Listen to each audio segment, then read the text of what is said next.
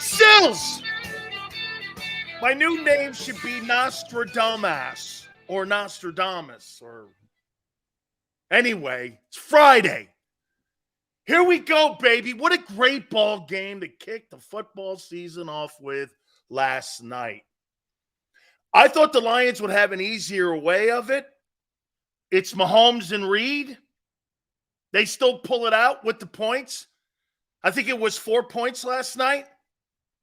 I didn't really think that was much of a debate. You know, it's funny. People on Twitter started doing this to me. Well, what do you mean they only gave up 14 points? I'm like, I don't care, man. Now, would I have taken the Chiefs if they had Travis Kelce and Chris Jones? Of course I would have. What are you, stupid? Is that the same team? No. Hey, by the way, we're going to get into Gardner Johnson. I thought he looked spectacular. I will say this, though. Couple brick hand moments in that game, but I thought he was everywhere. And we're going to get to that here in a minute, but I want to tell you guys something real cool. So today we're going to give people an opportunity to win some gift certificates with our friends at Hooters and some merchandise. All you have to do is email us when you hear or see the code. That's it. There's your email. Very simple. There's going to be a code word, and we're going to announce the winners on Monday with our great friends at Hooters. Here it is. All you have to do, email your name, address, Hooters code word to dansileoshow@gmail.com to enter your chance to win weekly free giveaways from Hooters and Big Sills. Simple as that. By the way, they'll be mailed out in 7 to 14 days to you, and we'll announce the winner on Mondays. How's that for you? After a great weekend of football. So there'll be a code word that you'll see flash up on the screen. All you have to do is see that code in one of the 7 locations, northeasthooters.com, the home of the National Football Show and Big Sills and the 40th anniversary.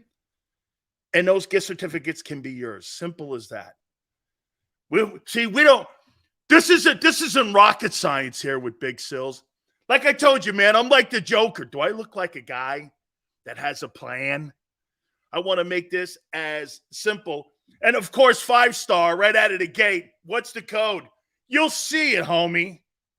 You'll see it. All right. Last night, Dan Campbell was validated. He was validated. Everybody making fun of him, he was validated. Dan Campbell got validated with that 21-20 win on the road as the Kansas City Chiefs dropped the banner. He got validated. That was a validation win to all the things that he had been telling his guys. Believe in the process. Hey, Josh Harris, that's a process. That's a process when you see results. I thought it'd be 34-17. I did. I didn't think it was going to be that hard. I thought Mahomes was okay. I didn't really think it was that great a game plan from Andy Reid. Hey, also, another note, Jonathan Gannon. Guess who took complete responsibility for the loss last night? Andy Reid. Asked the question about Travis Kelce and Chris Jones not being there. You know what he said? No excuses. This is on me. Jonathan Gannon tries to put blame on other people. That's a head football coach in Kansas City. That's a head football coach. They get on the bus and off the bus with a coach. The guy in Arizona is a fraud. Thought it was a great... Hey, by the way, is it me? Tone, everyone. Jesus criminy, is Jared Goff getting better? And is he like the kryptonite to Patrick Mahomes?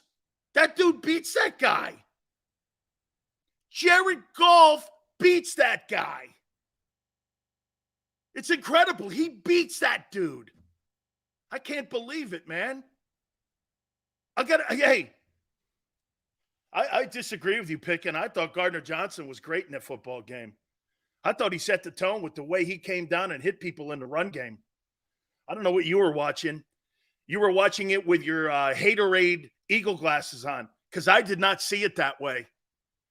That guy was coming down in the run game and blowing people up. That is an absolute bold-faced lie that Gardner Johnson didn't play well in that game. He set the tone, hitting people. You're wrong. You just want to try to make a narrative that didn't exist last night. He was good. Gardner Johnson showed up. He looked great. I'll agree. Interception he should have had. He blew a ton of pass plays up.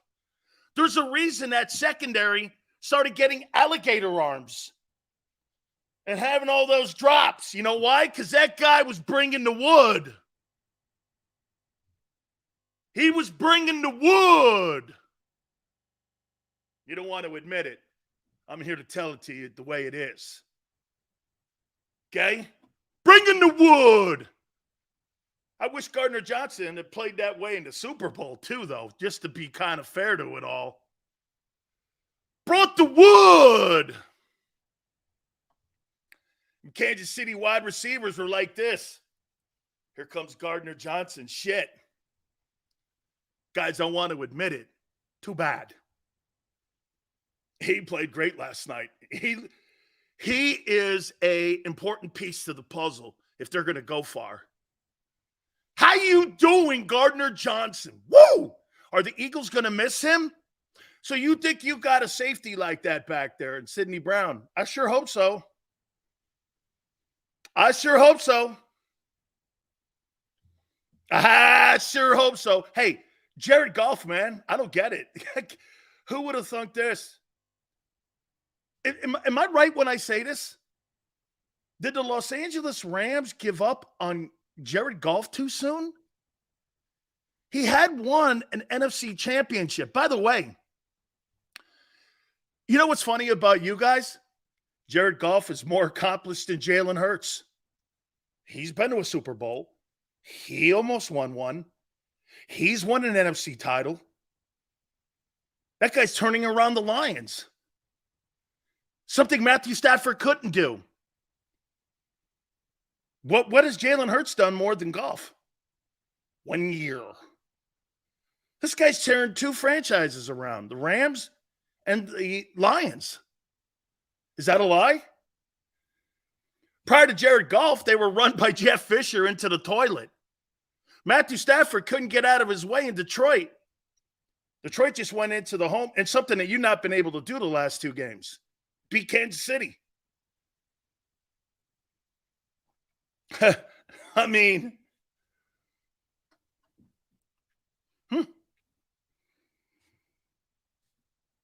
Patrick Mahomes, hey, again, picking the Lions, was that really that much of a reach last night?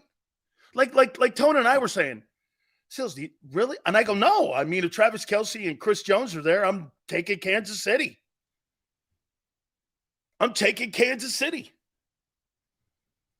Absolutely, man. CJ Gardner-Johnson, are you going to, hey, wait a minute. Are you going to miss him? Yes or no this year? Watch this one, Tone. Are you going to be, I never said that the Chiefs were getting back to the Super Bowl. I think both the Chiefs and the Eagles aren't going back. I think both of them aren't going back. Okay? I think both of them aren't. Kansas City is get this. You know what's crazy? Kansas City is showing you just how difficult it is, even when you win the damn game.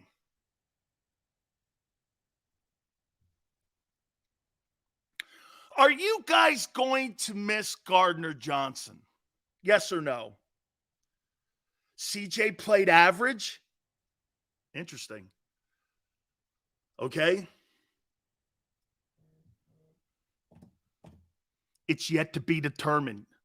Good way to go, guys. That's a great take. Because I thought he set a tone last night. I thought he was good, man. I did. I thought he was good. We're going to have a blast today. Patrick Mahomes has nothing to play with. You could clearly see it. Clearly missed Eric Bieniemy. I don't think it had anything to do with Eric Bieniemy. I think it had everything to do with personnel. I told you this. Kansas City doesn't have a very good roster. That quarterback carries that football team. Don't you get it? I said it to you. Kansas City does not have. So wait a minute. You take one player off the Kansas City offense and Travis Kelce. Not even the great Patrick Mahomes can win games. That's the only dude he has. Despite the flaws in his game, I like CJ. I'm not going to just forget his contributions. That's tone.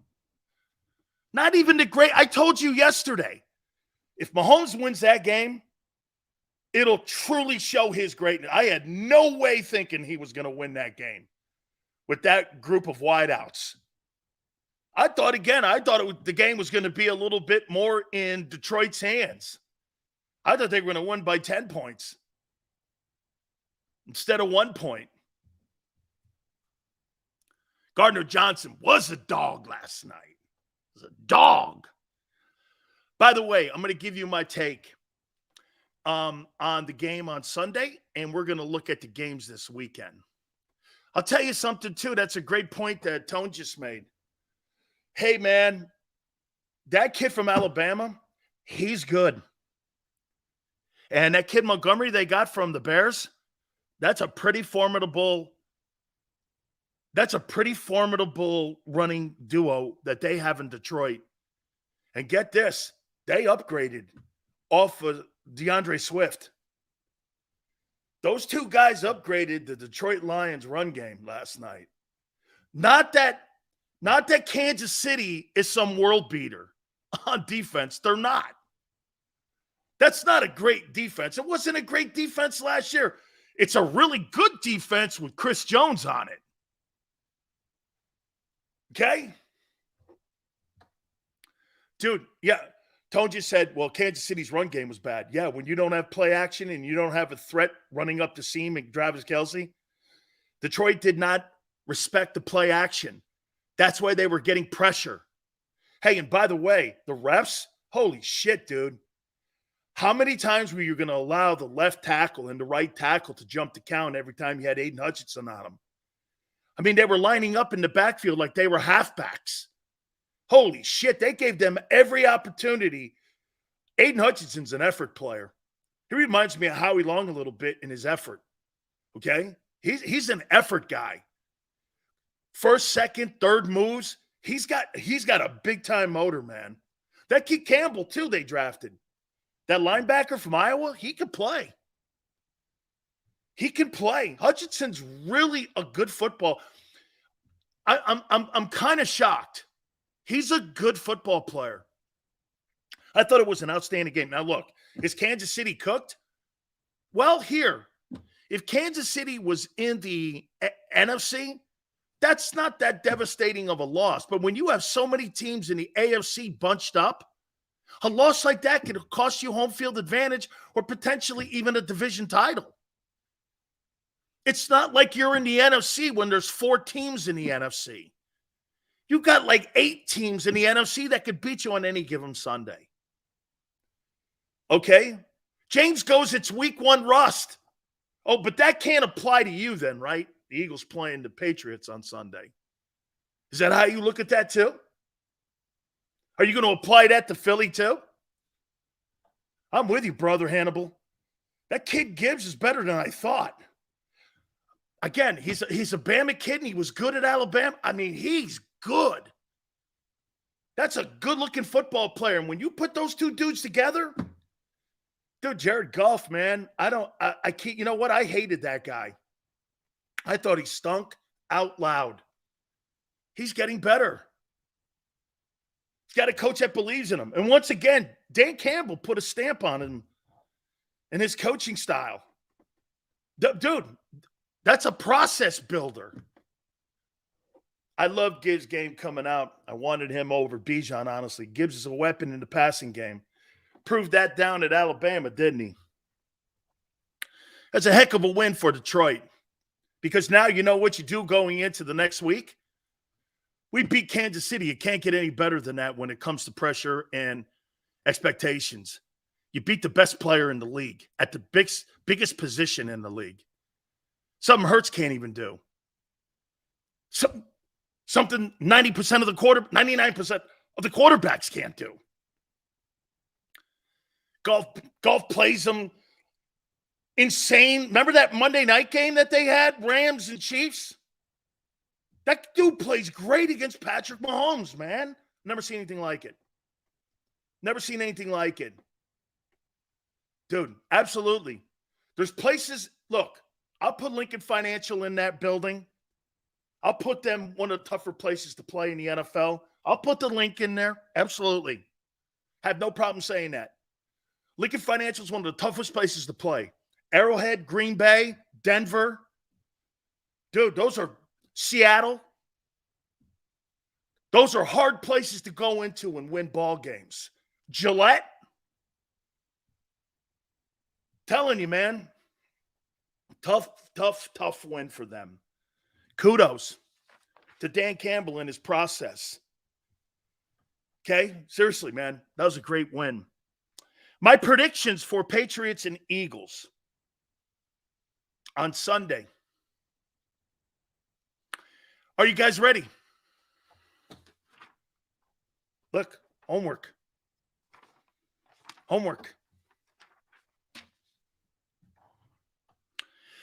I looked at about 6 games from a year ago with both Patriots and Eagles. What do you think about the fake punt near the 20?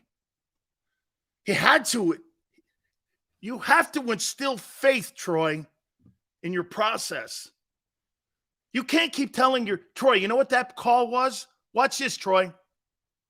You can't keep telling someone to believe in you if you don't do a play that makes them believe in you.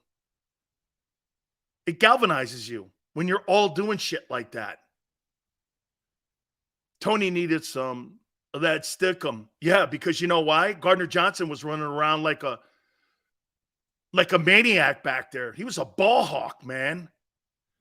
That guy was looking to knock somebody out. He was looking to knock somebody out. He played with an attitude, shit talking.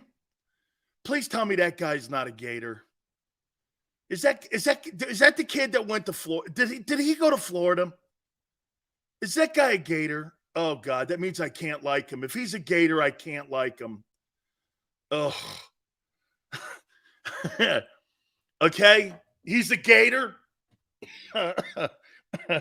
Okay. Well, screw him then. Hey, you guys win. Hey, you guys win. All right, screw him. I can't. No. Watch this. Watch this, guys. Big picking. He played pretty good.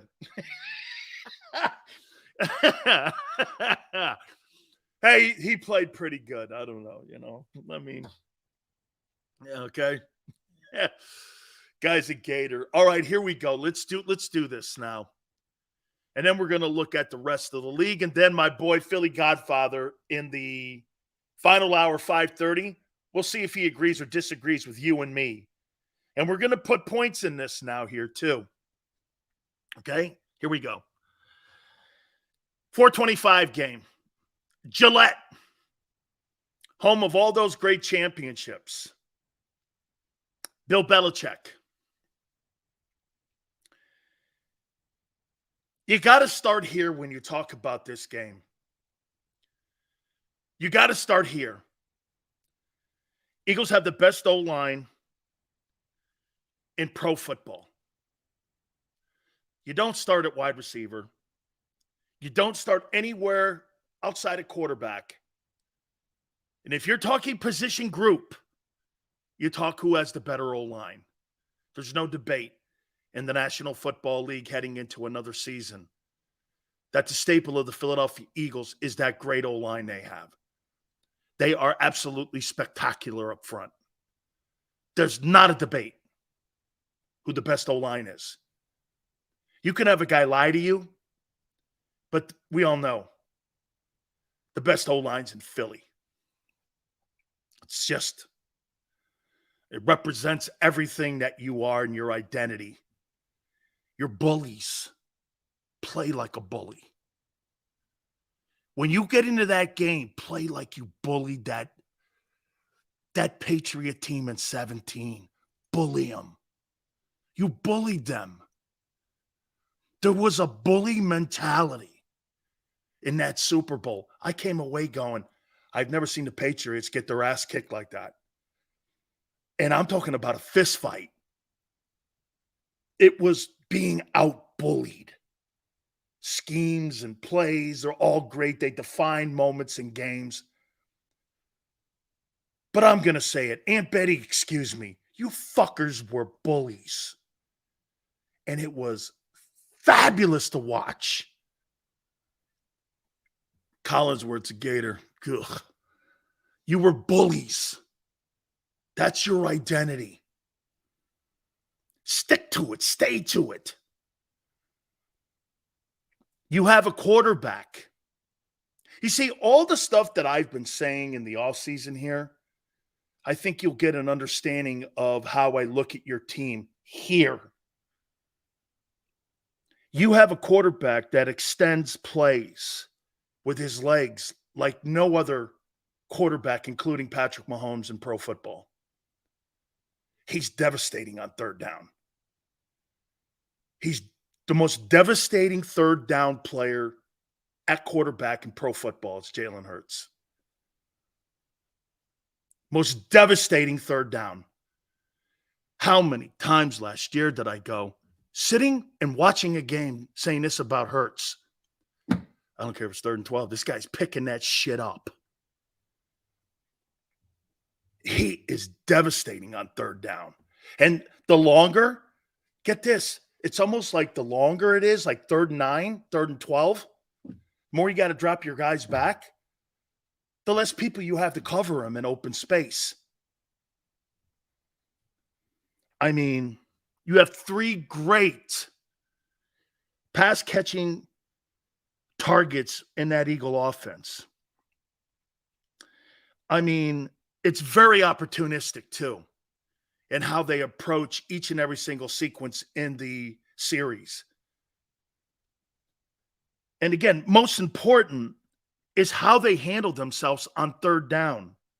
They were the best team in the league on third down last year. Now, this is going to be significant as I go into why that's significant. You guys were so awesome on third down. I mean, I rarely remember you guys not picking it up. And to me, get this. Remember this. I don't want to see you throwing the ball deep. You don't have to. You're bullies. Here's why that's significant on how great the Eagles are on third down. In 2021, the Patriots finished 21st in third down defense. So you add up one of the best third down teams in the league, and I'm not talking about throwing the ball down the field. I'm talking about lining up and kicking the shit out of you. If I'm New England, that's a concern for me. They were 22nd in red zone defense. They were 27th in defense and goal to goal. So that fourth down play you have with your quarterback, boy, I'll tell you something, man. Don't let them get that train rolling on you, because it'll be a one-stop trip. If that Eagle team gets that bitch rolling, now if they come out and they start thinking cute and they get 3 and outs because they're throwing the ball around, they're going to keep New England in the ball game. Run the bitch down their throat. They're terrible. 21st on third down defense. 22nd in red zone defense. 27th in goal to goal. I mean, those stats, and they're bringing the same group back, and you're bringing the same group back. So we're not talking about a lot of change in personnel here. That right there is something when you're game planning, And here, Brian Johnson knows all this. He knows all of those stats that the quarterback sneak is amazing. Now, here's the one thing, though, that you have to remember that New England has. They were really good against the run. And they were really good at getting home. They have an elite pass rushing group. So what's the key here? Run the ball. You got to run the ball. Get this. Keep every sequence third and short. That was such a major factor last year in how Philly won all those games. They were never third and long. They were rarely third and long. Rarely third and long. Birds averaged 28 points last year. You have to think, going into this game, they're going to at least score 24 points. I mean, there's really very little personnel change here. You have to at least go, you have to at least go, you see 24 points. Okay? Right? I mean, 24 is low to me.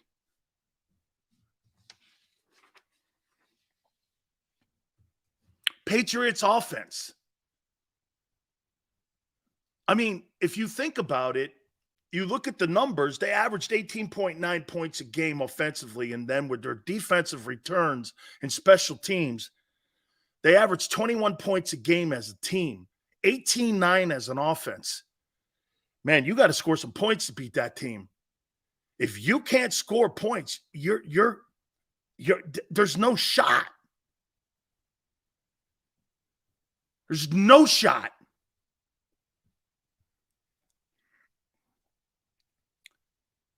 Pats have to attack. They have to attack the Birds, and they have to keep them off the field. Okay? They have to keep them off the field if they're going to win that opportunity to win the game. Have to keep Hurts in that offense at bay. What does that mean? You have to have controlled drives where you're getting 10 or more. Okay? You have to have controlled drives if you're going to do it. Here's my prediction. Week 1, we saw what happened last night. 27-20. I got the Eagles winning the home opener on Brady night in Gillette. Going 27-20. Philadelphia in week 1. And the reason it's 27-20, you just have too many question marks on defense. And you can't answer them here today. None of you can. And I'm not going into a football game analyzing a defense with question marks. Your defense has too many holes in it that you have no idea. Now, could all those holes be filled come week 2? Sure. But there's not a chance you're going to sit here and go, well, the Eagles are going to score 40. That's not going to happen because your defense is not ready yet. And your defense is suspect. And the most important thing, your defense is suspect because of your run defense. Your run defense is not that great. Patriots have to run. They have to run the wheels off Ramondre Stevenson and Zeke. A lot of screens, a lot of checkdowns. I personally don't think you have the linebackers or the safeties to cover them. That's an opinion. I don't think you have those guys to cover them. You didn't have them last year. What makes you think you have guys this year? You're a lesser experienced football team this year, and yet you guys think you have a better opportunity at covering people, and you're smaller.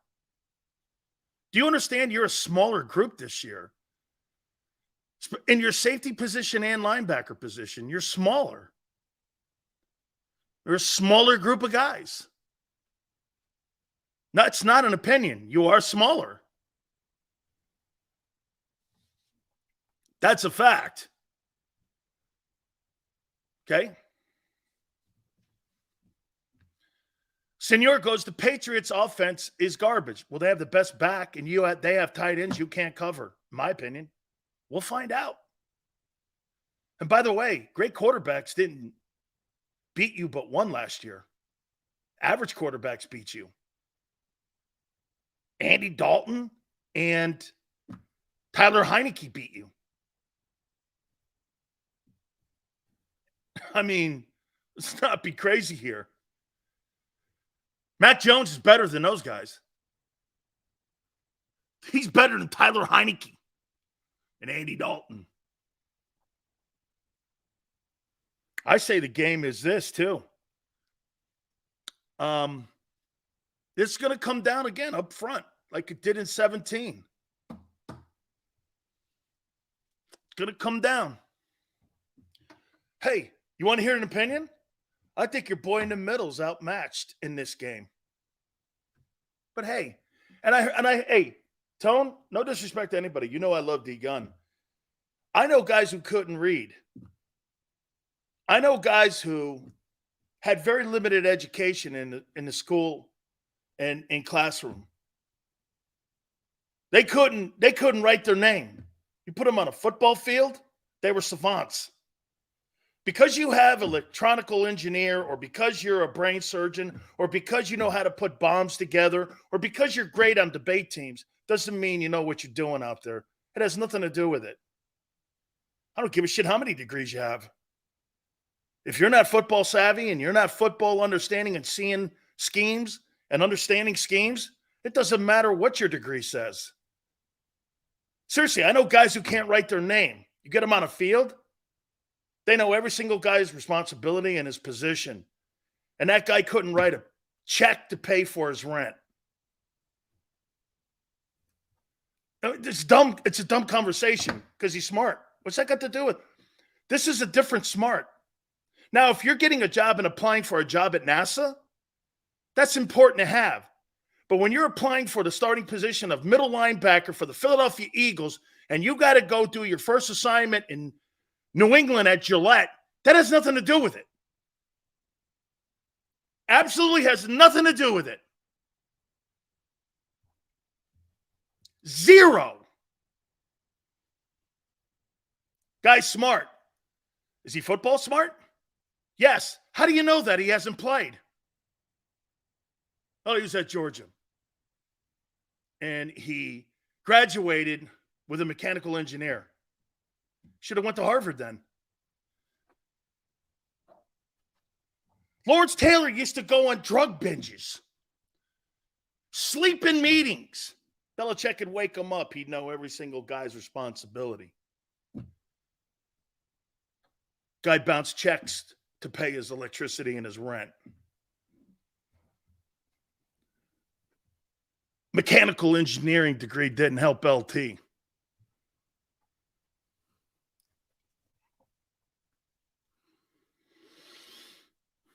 Has nothing to do with it. Has everything to do with, as Tone says, you put your name on a test. That don't mean you graduated. Right now, Jacoby's got his name on the test. We're going to find out if he passed the class on Sunday. I don't think he's set up for it. I think they've given him too much. The play would have been Edwards. We know this. I'm not going to relitigate anything here. Okay? Evan goes, Zeke is done. Okay. But not Rashad Penny, right? See, when Evan says stuff, when people say and fans say that stuff, Zeke is done. Had 1,000 yards last year. But Penny's not done, right? 57 carries a year in 5 years. Jameson, You shouldn't be. You have the better team. You don't have the better coaching, and you don't have the better special teams. But you have the best leader on the field at quarterback. And I think he's going to carry that thing across the finish line for you. I think it's going to set up for a pretty good first month of the season.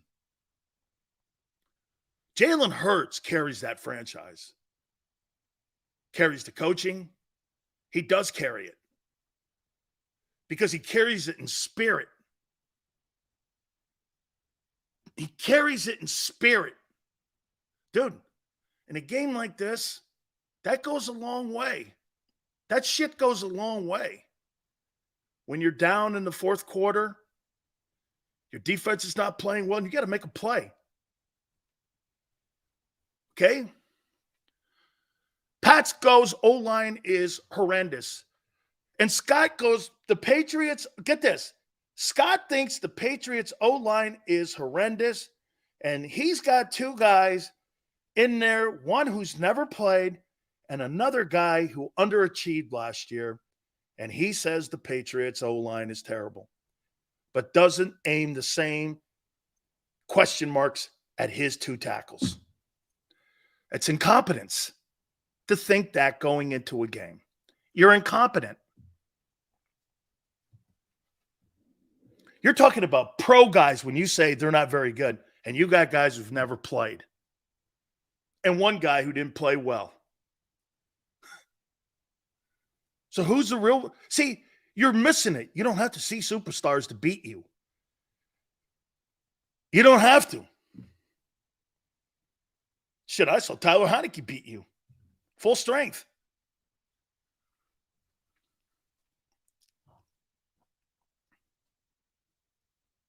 Like this. So you guys think you have better linebackers that can cover the Hunter Henry and the other guy that they have, the kid from Miami. You don't. Where? Who? The guy who got off the street, Zach Cunningham, and a guy who didn't play it down last year. You think those guys are better? Where would you think that? We should have picked up Zeke. Now have to deal with bag of pennies. I love that line. Rashad, bag of pennies. This is going to be won in the middle of the field.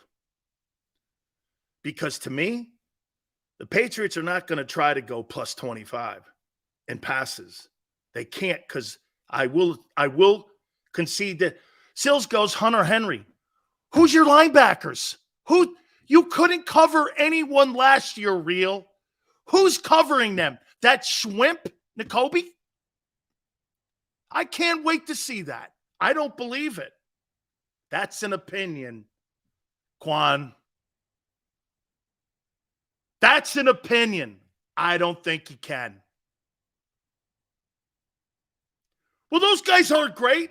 Who said you were? Eli Ricks? Who's that?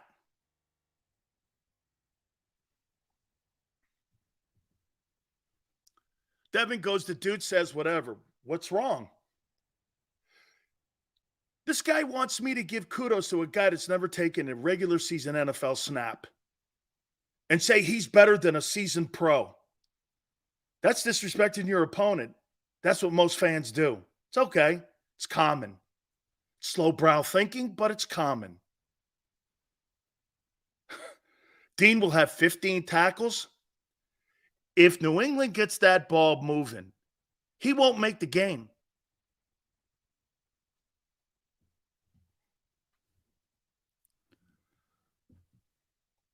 I don't think that guy is the answer at Mike.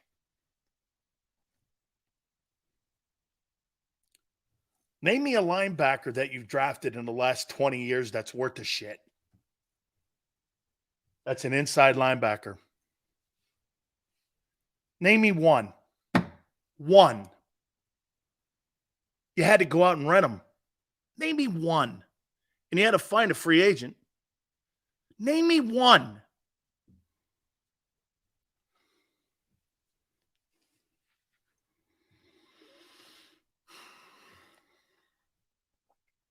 Trotter? So we're going back to the early 2000s then. Is that right? Trotter. Was that 2004? Well, what was that? 2003? 20 years ago?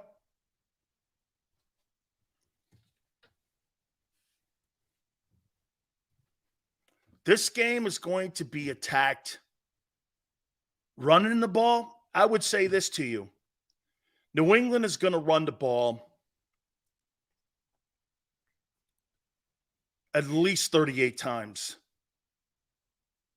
You're going to see tons of checkdowns, screens, and they're going to want to punt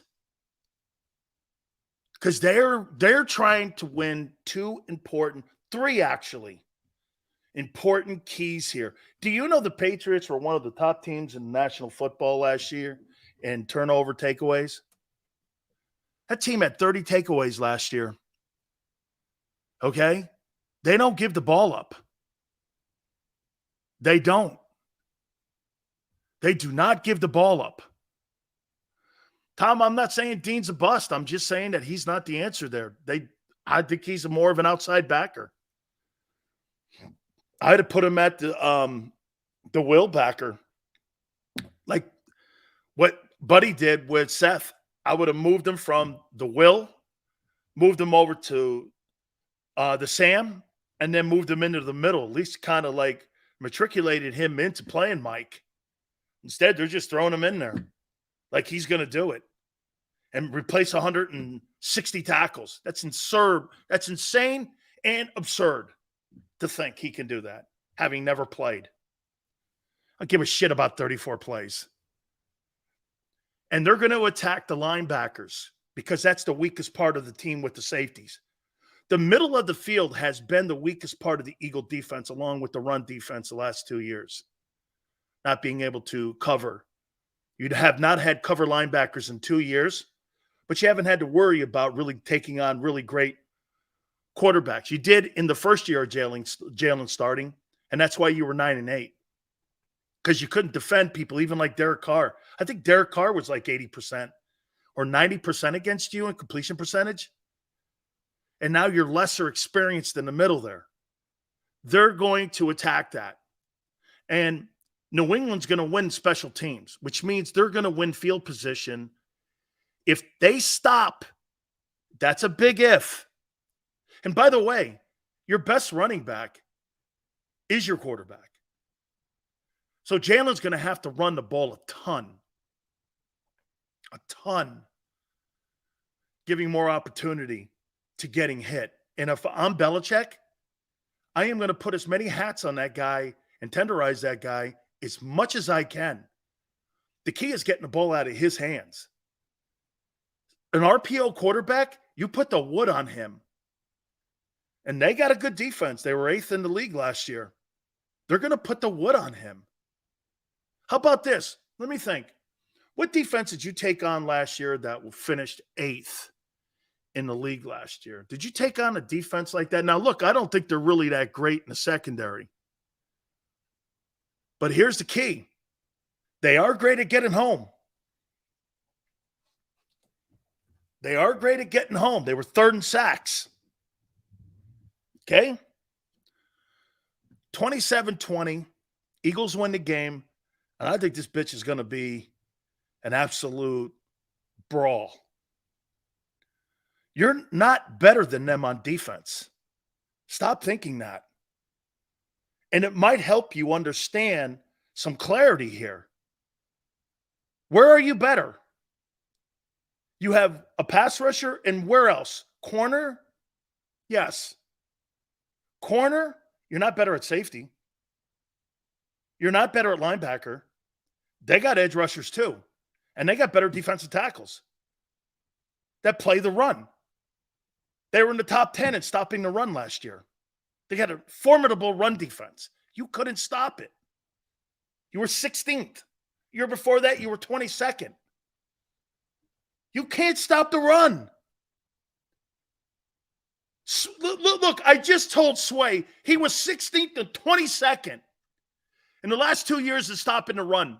Says that's bullshit. That's not bullshit. That's not an opinion. That's not an opinion. Okay? I don't feel bad at anything I'm saying. Tone, what do you think the score is in this game on Sunday? Just curious. I think 27-20 is a good score. Opening week at Gillette, on the road versus Belichick. One of the better coaching staffs in the league. I think that's an impressive win. Remember something, 11, I don't feel bad for anything. 31-23. So he's got it by 8. Not far off. Okay? I just can't see the Patriots scoring 21 points. Because I'm with you guys at least on this. I just don't kind of see that. But the two guys to keep an eyeball on, actually 3. There's 3 places. Okay? So Luffy thinks that defense, who has been not tested anywhere, it's not the same unit as a year ago, is going to hold New England to 10 points. And the 8th-ranked defense is going to give up 42 points. This is classic, man. You guys, but then again, you guys thought that Kansas City was going to beat the hell out of the Lions last night. I said, not a chance. Again, I thought it would have been a bigger score because I don't really think Kansas City has. Can you imagine this? Okay. Kansas City, they still almost beat that team, and they had Kelsey on there. They probably win that game. Make them wideouts a little bit better and open. Okay. You think the Eagles are going to beat that Kansas City team? Do you? Hey, they'll probably have Chris Jones, though, and Kelsey back, so it'll be a different team. Okay? It'll be a different team. So that's not a fair question. Yeah, but Tyler, that's not a fair question. They'll probably have Jones and Kelsey back by then. Shit, they may even add a wideout because if I told you, they got garbage. They got stripper names, Skylar Moore and shit. I mean, don't ever believe anything Chris Collinsworth says. After the game, Chris Collinsworth's like saying, I can't wait to see what the Giants have. All the skilled people they added. I'm like, Darren Waller and who? I mean, don't overcook it, dude. Darren Waller and who? Does anybody in the New York Giant offense scare you? I mean, I saw all those stripper names. Tony, Skylar Moore. This guy was throwing the strippers. Is Waller already hurt? What'd he do? Let me guess. He tripped coming off the bus. Or either that, Micah, he fell over his wallet. Probably fell over his wallet, dropped out of his pocket because he's the highest paid tight end, Darren Waller. He probably tripped over his wallet. Yeah. Dude, Kansas City ain't going back to the Super Bowl, and they're not going back to the AFC title game. That roster, Brett Veach and Andy Reid, have done a poor job at retooling it. Hey, and by the way, you know what you guys were telling me? Remember 2 years ago? Hey, Tone, you should have seen this one. I was telling you about that kid, McDuff from Washington, that he's a good football player. He's an exceptional football player. I wanted them to draft him instead of Jordan Davis. And you know what the people here were saying? He's not good. He's not a good ball player. I voted for that kid for All-American. I said, remember they had 3 draft picks, and I wanted him to be one of them. And I wanted him instead of Jordan Davis. And everyone in Philly's like, no. Ask Xander. Well, you guys know. You were listening to me. Okay? Yeah, no, but no, the guy, he's too much of a schwimp. He's out in wash. I'm like, this guy's a good ball player. Okay. Remember when Dan said that Veach is the best GM in the league? I did say that because he was coming off a Super Bowl win. But after watching the first game and seeing the lack of talent on the team, they've done a poor job at retooling this year's team. Am I wrong? You see, you got to understand something here, 29. When you look at someone and what they're doing in building an organization or a team or a player's performance, the team's going to dictate the take. This is not fortune telling. Either the organization's getting better, the player's getting better, or the organization's getting worse, or the player's getting worse. I sit and look at that. That's how I do my show. I don't sit around and guess. I'll let you know when I say, I don't believe Nakobe Dean's the guy. I'll let you know that take. Okay? No. Mara, what's funny is you guys hold to these asshole takes, and then you get mad at yourselves because you flip-flopped on Carson Wentz. And then you try to apply that BS to me. Wentz is our guy. He's legend. No, I never said that. Of course you didn't. At least have the balls to say you did. At least have the balls to say you did. And that the player's performance dictated how you see him today. Flip-flop that. So get this. Mara goes, it's flip-flopping if you start out saying, boy, Carson Wentz really looks great this year. And in the fourth year, what a horrible ending his career was in Philly. That's flip-flop? Or is that fact? So you don't want to tell the truth? You want to stick and hold on to some stupid take to try to validate yourself? That's the dumbest things and the craziest ways I've ever seen it. Okay? Whatever, guy. Moving on. Okay? I would say this to you. Do you think that's the same football team in Kansas City when Andy Reid was given total autonomy when John Dorsey was there? I said this to you a couple months ago, and Tone was there when I said this. John Dorsey's the guy that found Patrick Mahomes. John Dorsey's the guy that found Tyreek Hill. John Dorsey's the guy that put all those players on that team. He was the guy. He had a horrible bedside manner. Andy Reid ran to Clark Hunt and didn't want him to give more autonomy to John Dorsey, so they fired him. He moved this guy Veach in. Those guys went on to win 2 Super Bowls, and as the process of the Super Bowls, this is what's happened. You've lost Honey Badger. You've lost Tyreek Hill.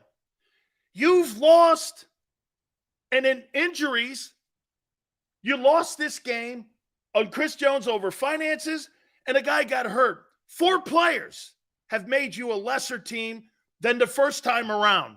And you're trying to tell me that that hasn't happened.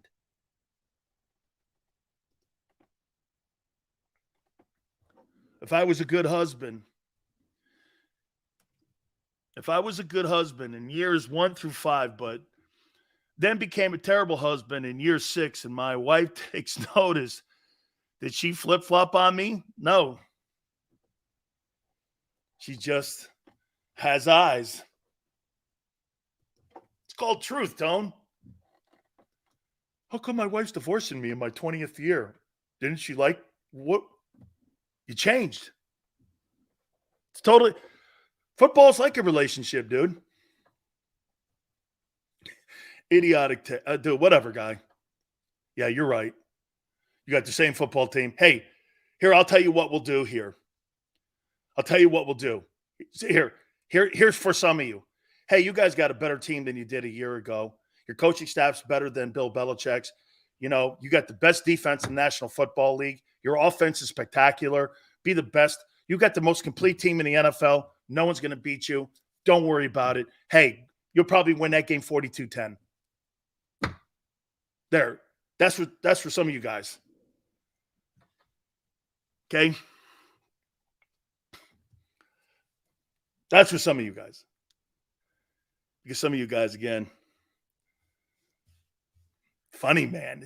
I can't. Hey, do you know? Like Tone said, like he said, okay? Like he said, man, I can't wait till Sunday. Hey, before we get to the top of the hour and we look at the league, I got some prop bets here for you for the Eagles in this game against the Patriots.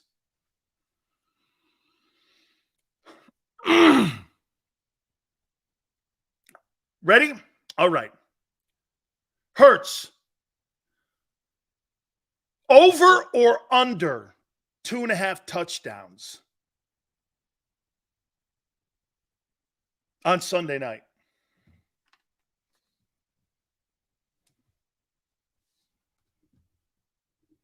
Over, under.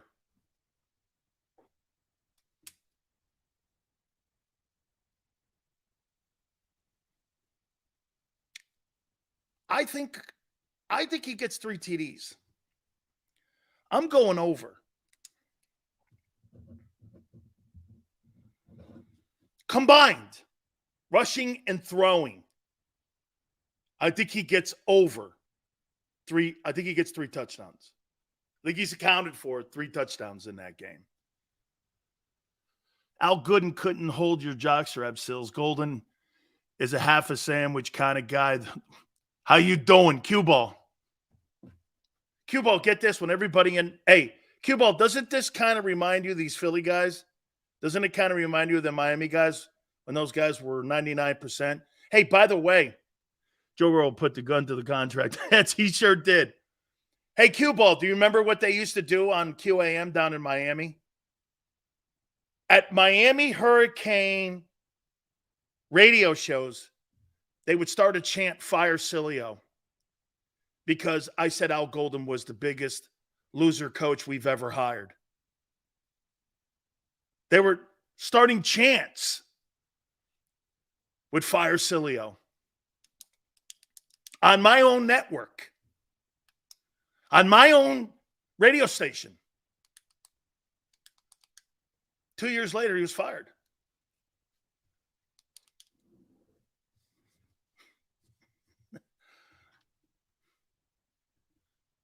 Here you go, baby.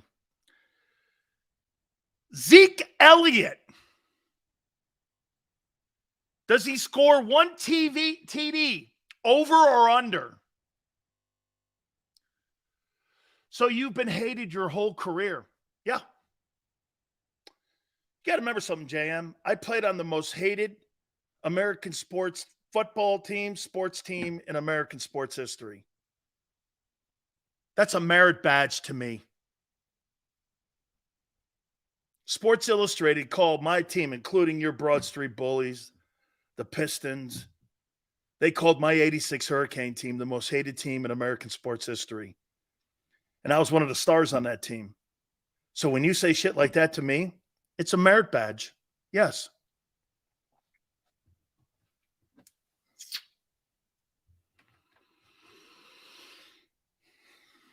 Yoo-hoo!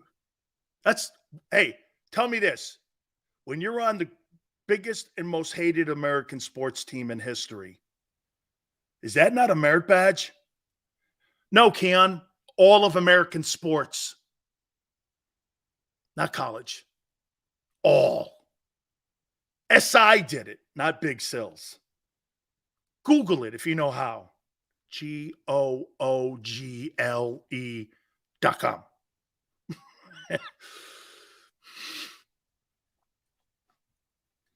Very simple. Easy to Google. DeAndre Swift. Over under 30 yards receiving.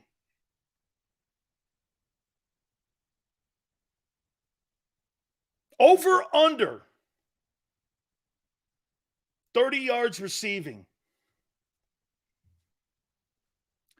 Put those electronical. Now, dude, my degree, you fold it up and put it in your wallet. That's the degree you get from Miami back in the day when we were good. You folded your degree up, Tone, put it in your wallet. It's the only degree I want. I think he's over too. I could see him around 47 yards. Hurts over under 275 yards in total offense.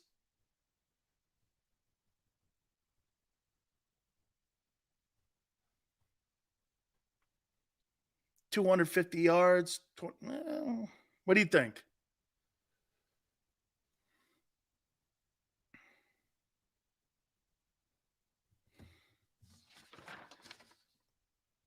I think he's over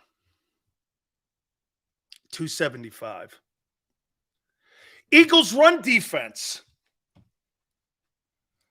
Over under 175.5 yards rushing. Here's the game. Here's one of the components of the game. 175.5 over under and Eagles rush defense. You think they're going to give up under 175.5? They're going to have to if they're going to win.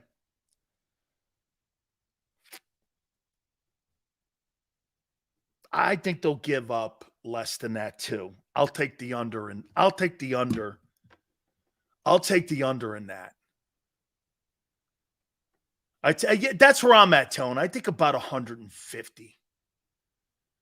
45-ish, something like that. Because here, guys, when I say this, well, not only that too, Trey, they may have 46 carries and 160 yards.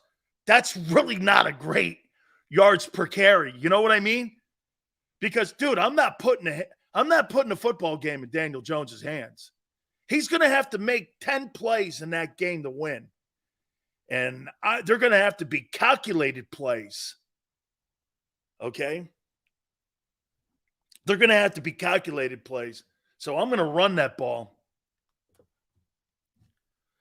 Defense, I got two more, Tone, before the timeout. Eagle defense, do they give up over or under 345 yards in total offense? I think 375 is troublesome if they are up near that number. So I put 345. Do you think over or under total yards the Eagle defense gives up? So Tone said 150 rushing, 250 passing. That's 400 yards. I'm going to say over. I'm going to say that Eagle defense is going to give up 400 yards, north of 400 yards. It's only 250 passing and 150 rushing. Okay? 345 yards of total offense. I say they give up 400 yards in offense. 250 passing, 150 rushing. I mean,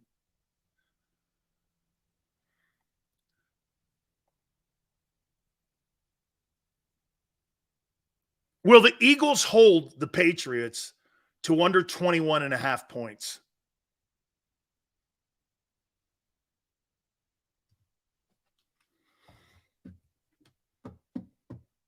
I say under.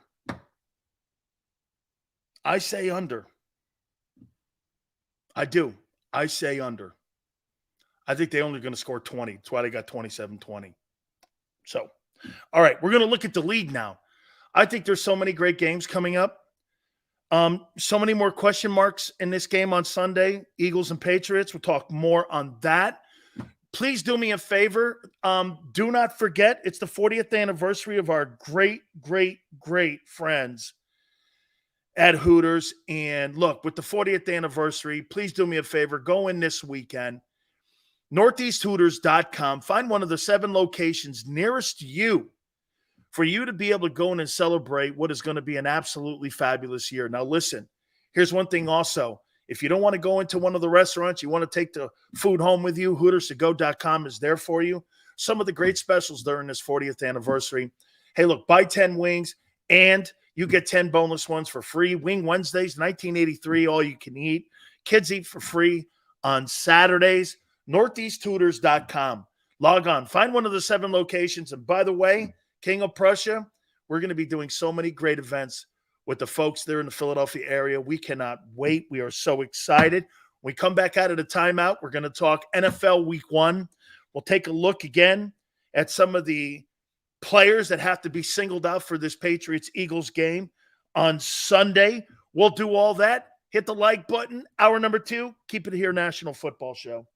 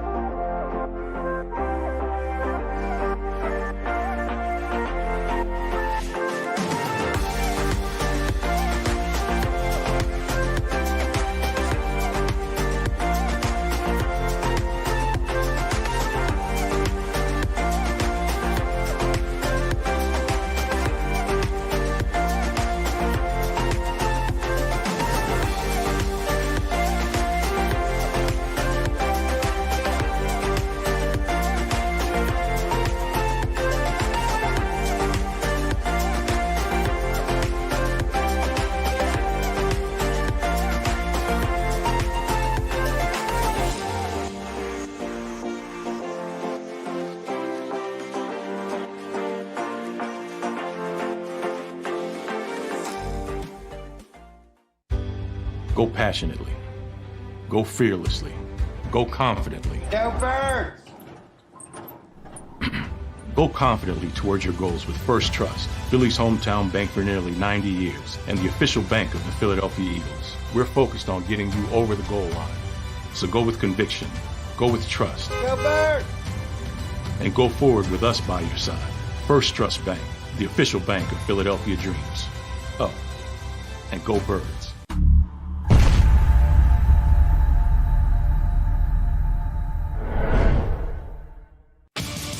The greatest fans on earth. It's a bold statement, but would you expect anything less from Philadelphia?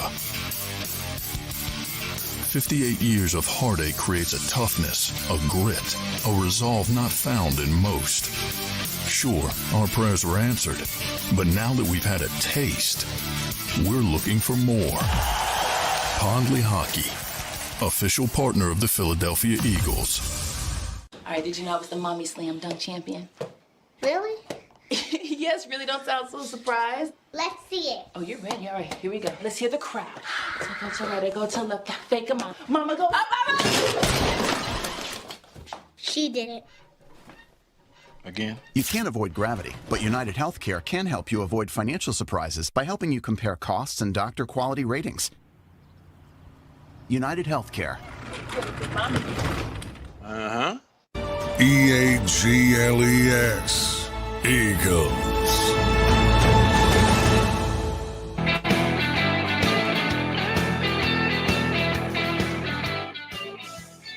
Joe Burrow, 5 years, $275, $219 million in guarantees, $55 million per. For the first time in Bengals history, they did something with significance for their future. They solidified their future. And that player now has everything in front of him. Now it's going to be up to the organization not to go cheap around him.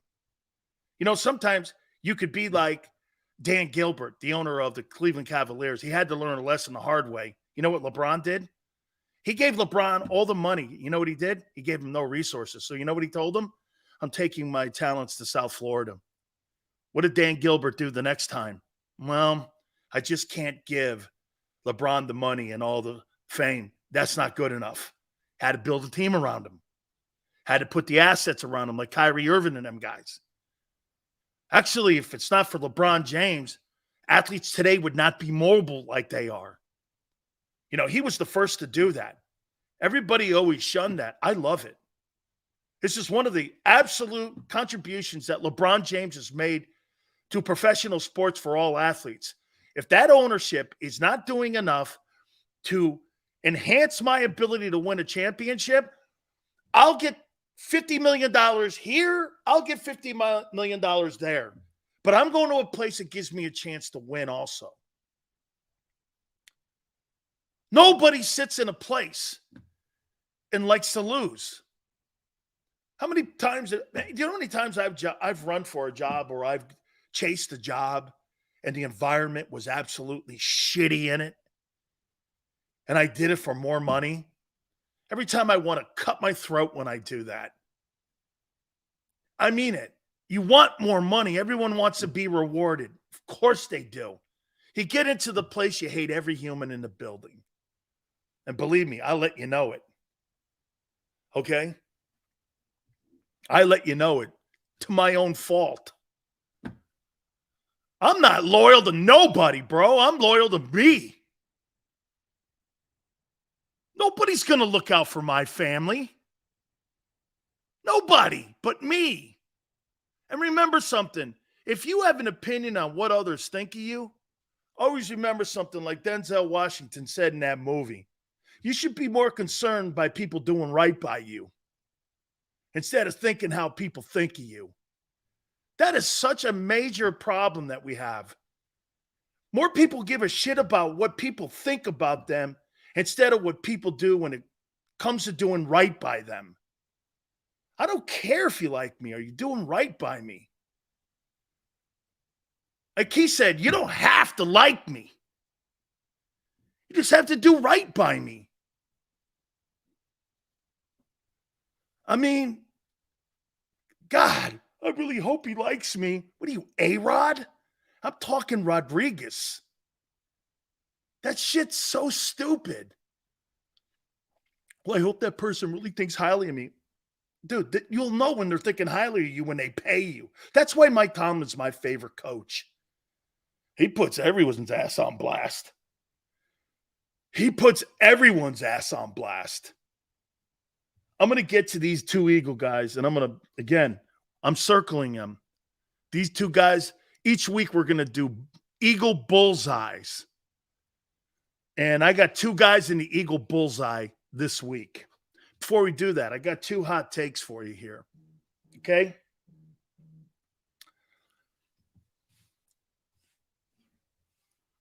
I guess that's what they call them. It sounded lame right there, didn't it? How about opinions? Okay? You want to hear it? I don't know if you guys will subscribe to it. I say by week 4, Tyrod Taylor's starting quarterback in New York with the Giants. I say Tyrod Taylor's starting quarterback.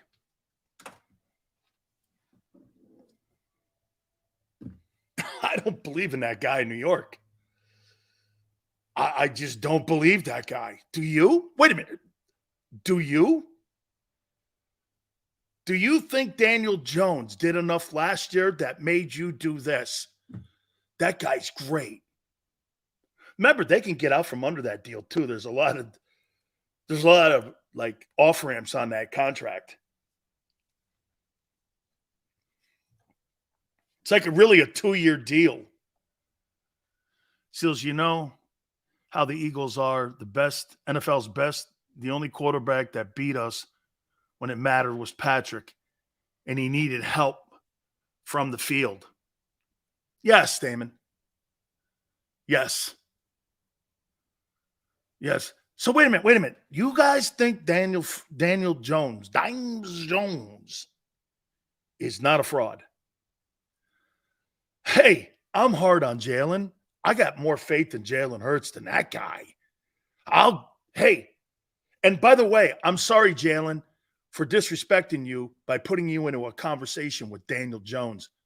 Do you know I hear the people in New York calling him a franchise quarterback, saying he's a top. I've heard Boomer Esiason, my friend, say Daniel Jones is a top 10 quarterback. I'm like, not a chance. Dak's better than that guy. I mean, Dak owns the Giants. He's 10-0 versus them. Boomer Esiason thinks Daniel Jones is a top 10 guy. I'm like, so wait a minute. How many people here, let me not disrespect Jalen. Let me say this to you. Do you think Daniel Jones is better than Jared Goff? How many people think Daniel Jones is better than Jared Goff? I certainly don't. JM goes, hey, Sills, guy's Alex Smith at best. Alex Smith won some ball games. I think he won a division title. That guy's not better than Jared Goff. Jared Goff is good. Trust me, my tongue has a residue on it when I say that. Jared Goff is good? I can't believe it. Here's another one. 49er guy, you're so going to hate this one. I say by week 4, Sam Darnold's your starting quarterback in San Francisco.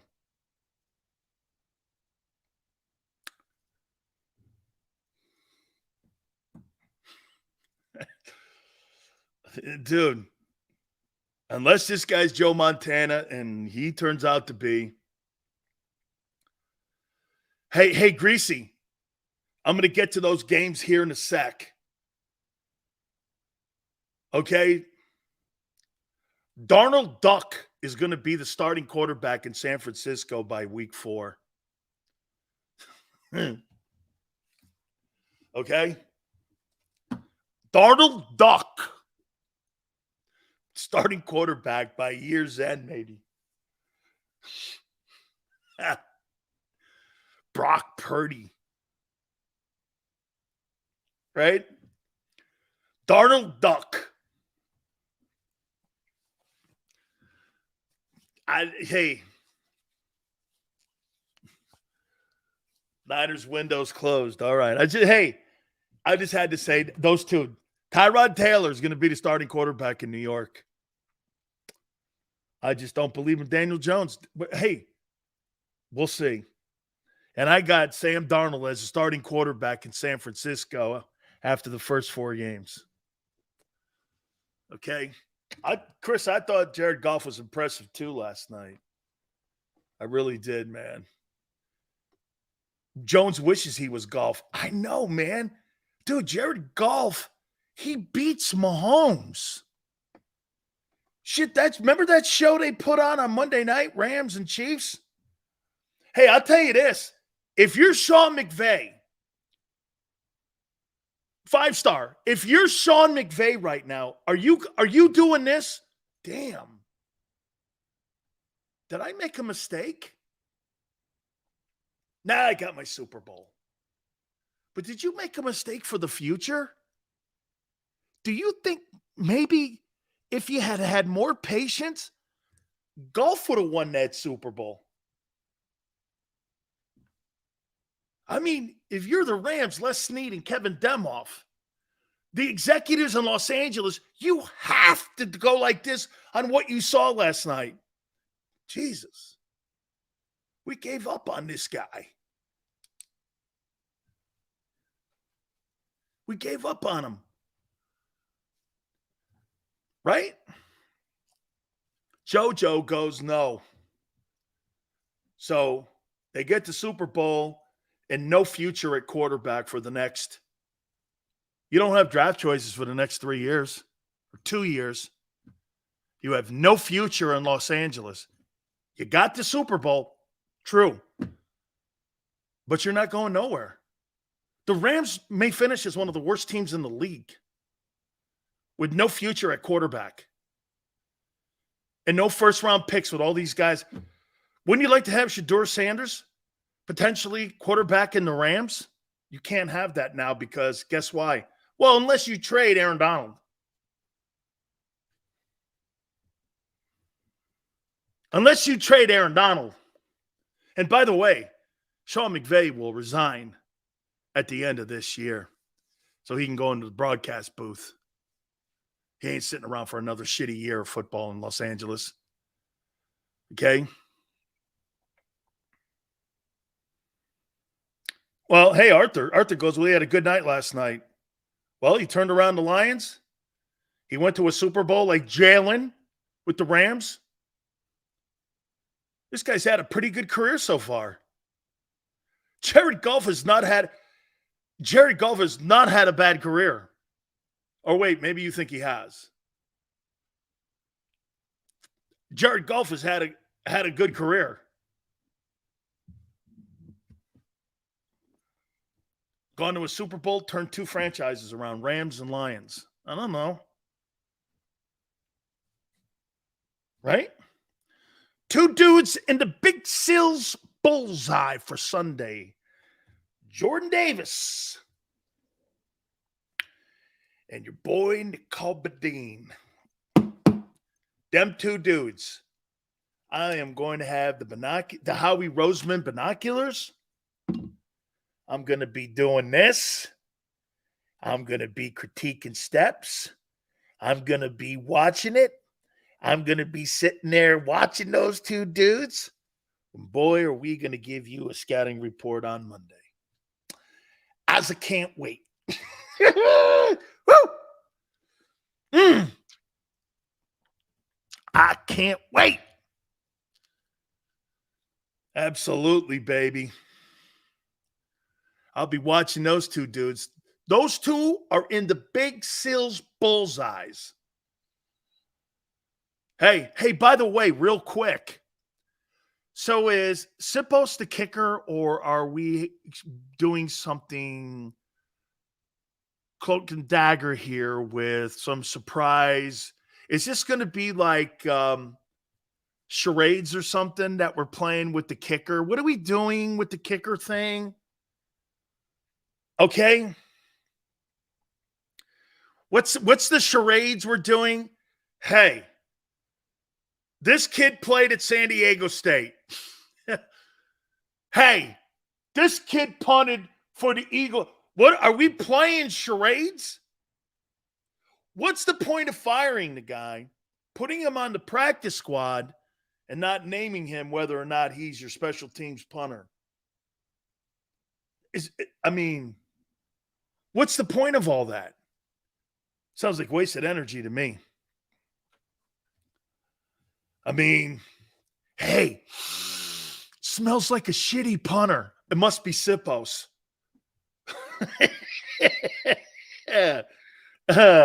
That's it, right? Hey, look at that. B Hard D goes like this. We're not punting Sunday. Touche. Hey, touche. Touche, man. Hey, Sills, we don't need a punter. We're not punting Sunday. Dude, touche. Best goof of the day, man. Best goof of the day. Who says we're punting Sunday? Hey, who says we need field goals or we need extra points? We don't need any of them guys. Touche. Touche on that. Okay. Sills, we're not punting. Oh. All right. Hey, it's a way of looking at it, too. I can't lie to you. That's a way to look at it. Sills, we're not punting. Okay. I hadn't thought of that.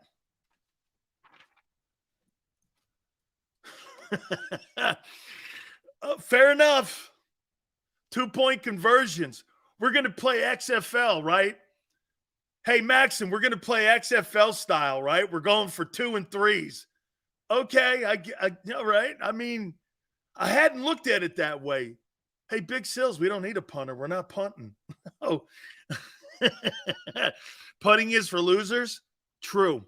They're not football players. They're specialists. You know what I'm saying? They're not football players. Punters and kickers are not football players. It's like telling me golfers are athletes. Okay? Always remember this about golfers.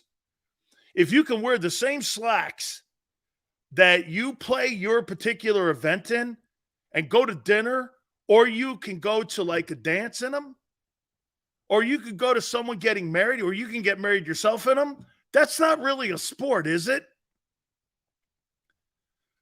Right? That's not really a sport.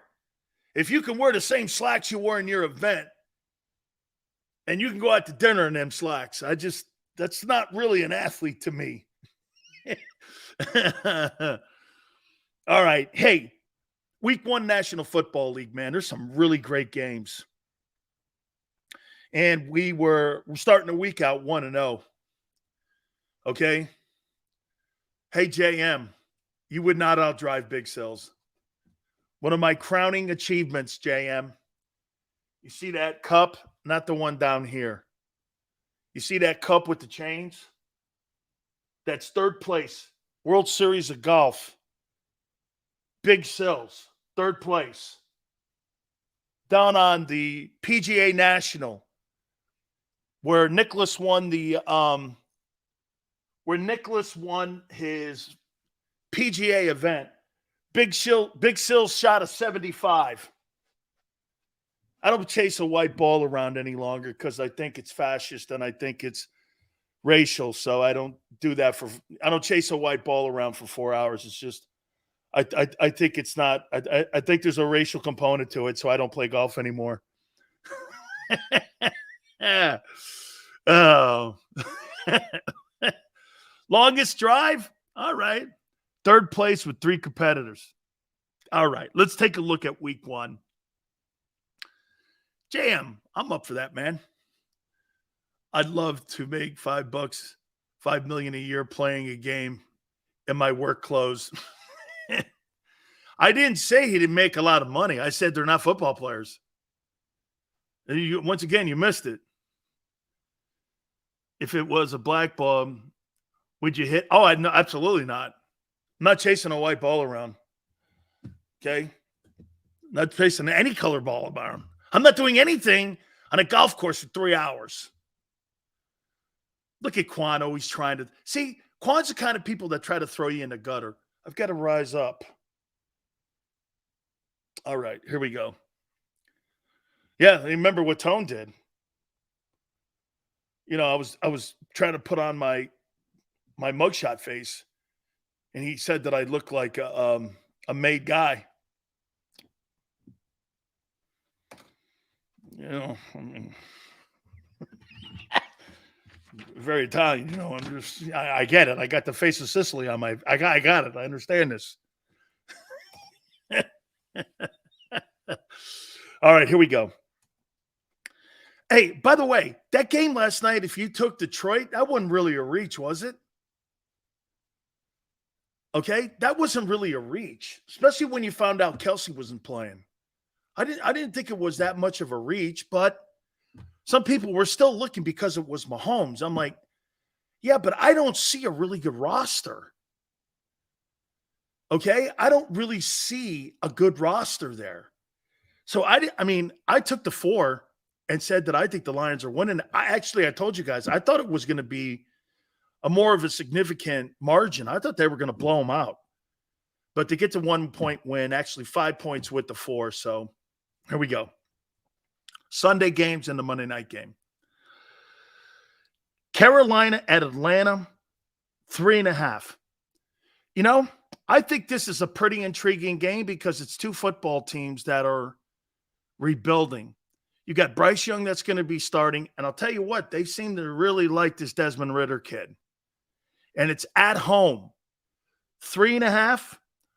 I think Bijan Robinson, you're going to see a ton of him. I think, hey, by the way, look at what you have in that offense. You got Bijan Robinson and that kid Pitts from Florida. They got some pretty good football players there, man. I think Atlanta's got some playmakers. I think the defensive side of the ball with Carolina, I'm not sure if Brian Burns, what his status is. I saw that he was banged up a little bit going into this game. Carolina doesn't have an offensive line. So I would say in this game, take the home team, and Atlanta's favored by 3.5. Carolina's getting the 3.5. That's going to be a close one, man. I'll take Atlanta in the 3.5. Okay, or giving the 3.5. I think they'll beat them maybe 27-21, something like that. Cincinnati going into this game, into Cleveland. This is a really interesting ball game because everyone's waiting, including the guys that are setting the landscape for this. They want to see what Deshaun Watson looks like. Cincinnati is given 2 points, -2. Burrow practiced this week. He looks good. My question mark is going to be in the secondary, especially in the safety position. They got rid of Bates. He's down in Atlanta now. And how are they going to look going into Cleveland? This is always a drag-out game here. I got to tell you, man, I'm going to take Cleveland in the points in this game. I think Watson wins this game. I think Cleveland is a very sneaky team. I think they got a good roster. It's week 1. I think they got great wideouts or pass-catching options. They got a great back. Their old line's great. This really is going to come down if Watson has righted the ship. You know, if I'm not mistaken, Tone, correct me if I'm wrong. I thought Watson at the stretch run when he came back in, I thought he went either 4-3 or 4-4 down the stretch. It looked chaotic, but the whole season was chaotic for the Browns. I think with a good offseason, calming the waters down with everybody in the organization and the community and himself, I think this is going to be a different Deshaun Watson going. It has to be.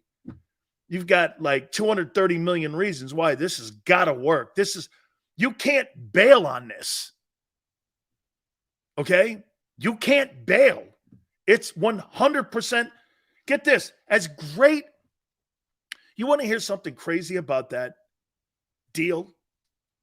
Who, in your opinion, is the highest paid quarterback in the NFL? Who's the highest paid quarterback in the NFL? Everyone's like, look at the money Joe Burrow got. Joe Burrow got $219 million in guarantees, didn't he?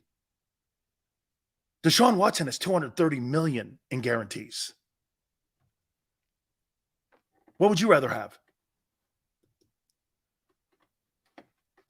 Think about that. You see how they bullshit you? Watson has 200. Watson makes more. I want the money in the bank. I don't want you telling me you're going to put it in the bank.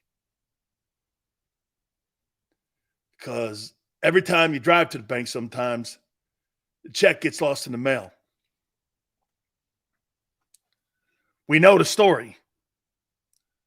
Watson has the best deal still because of the guaranteed money.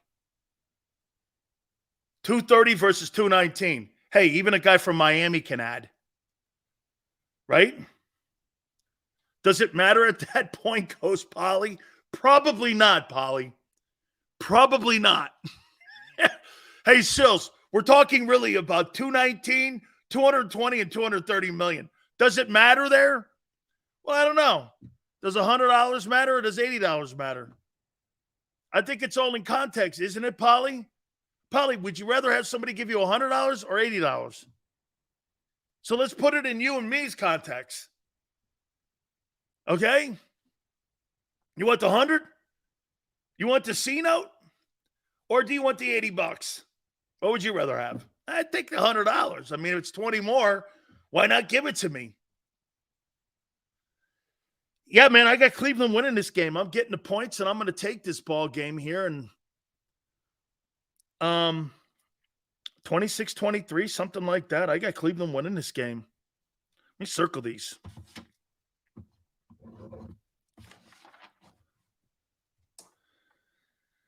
Jacksonville at Indy. Jags are giving up 4.5. They're on the road against Indianapolis. Indy at home versus Jacksonville and Doug, 4.5. Man, I'm all over Jacksonville in the 4.5. Indianapolis, they still got Brinston Butner up front, don't they? They're pretty good on defense. They got no run game. The kid's a rookie quarterback. They got Michael Pittman and nobody else. I'm taking the 4.5. That's a 28. That's a 28-14 kind of game, isn't it? 28-14. I got the Jags in the 4. I'll give the 4.5. Jags all night long. Tampa Bay at Minnesota. Minnesota's giving the Bucs 5.5. Minnesota will be better on defense. They're going to have to replace those 1,200 yards rushing. They got Addison now and Jefferson at wideout. They got a pretty decent tight end. I think they got better in the front four. Brian Flores is not a defensive coordinator. 5.5, though. The Bucs aren't going to score a lot of points, even though they got weapons. Chris Godwin and Mike Evans. They got players there, man, but I don't see Tampa Bay scoring over 20 points in this ball game.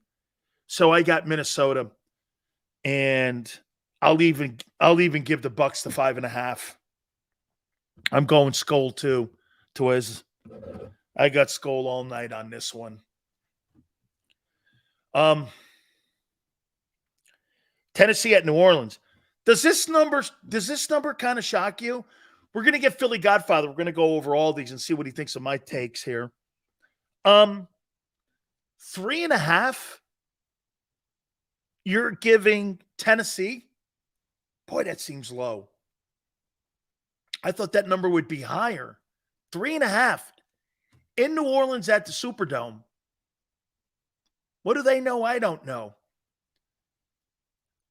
Right? 3 points -3. New Orleans is only getting or giving 3 points to Tennessee on the road. Huh.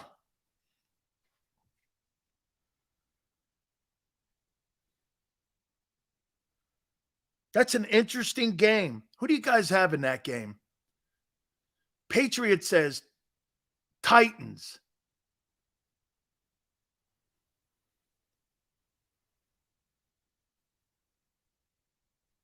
I think the Saints win outright. James says Titans always play hard, Matthew. I gotta think new offense. I know Alvin Kamara's not there. I'm going to take the Saints in this. Man, I hate that coach, though, Dennis Allen.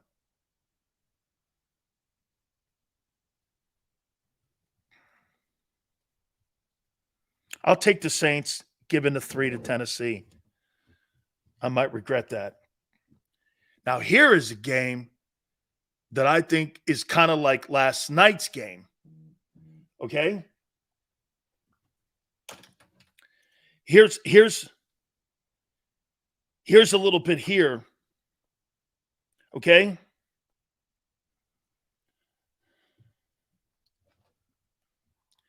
San Francisco's giving Pittsburgh 2.5.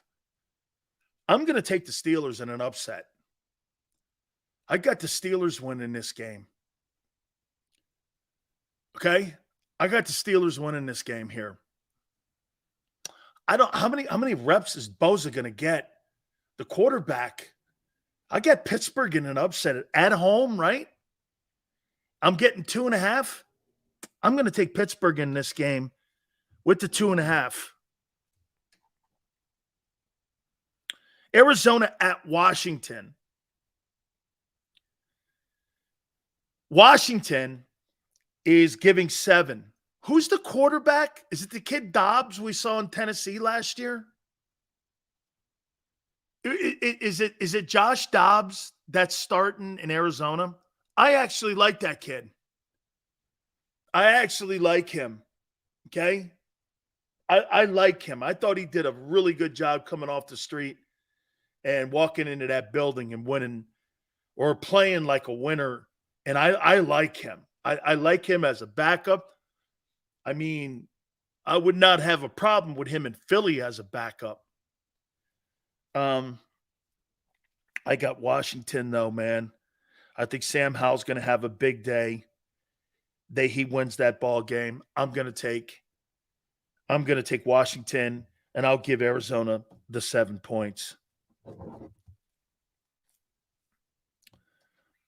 Houston at Baltimore. Here is a huge number.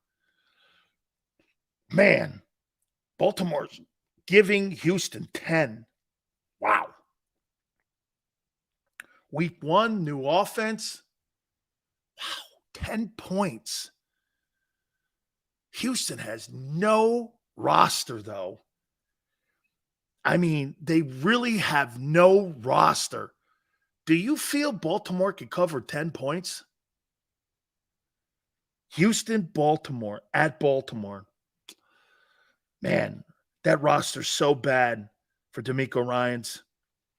I'm going to take Baltimore and the 10. That's an awful lot of points to give up, though, man. Arthur, you could be right. Quan, too, man. 10 points. Wow. First week. That's right there. Green Bay at Chicago. -1. Bears are giving up. Bears are favored by a point over Green Bay. Why do I want to take Jordan Love in this? I think they're the better roster. They're the better team. I'm going to take the Packers in this one. And I think the Packers, and I'm going to take the Packers in the point. I think they go into Chicago, and I think Green Bay wins. Taking Chicago here. Oh, no, I'm taking Green Bay. Because they got the better football team. There's still so many holes in Chicago. Who's running the ball? The quarterback? Okay. They got better wideouts. They got DJ Moore now, and they got Claypool. There's some more talent there. Defensively, they've still got a ton of holes there. I'm taking the Packers here. Raiders at Denver. Denver's giving up 3.5. Man, that's low. You know what that tells me? The guys with the money don't believe in Russell Wilson yet. They want to see it. Yeah, I got Love over Fields in that game. He's got the better team, Anthony. Pat say the running back and wide receiver is questionable. Of course they do. Don't believe anything you're hearing until you see out. Turner, don't believe anything that comes out of New England. It's like coming out of Trump Tower or the White House. Don't believe anything you hear because none of it's true. Don't believe any of it. Until you see this, out. Okay? Don't believe nothing up there. That guy's lying out of his ass. So, I'm going to take Russell Wilson, and I'm going to give the Raiders 3.5, but I want to see it myself. You guys know what I got. I'm taking the Eagles, and I'll give New England a 4. I got them 27-20.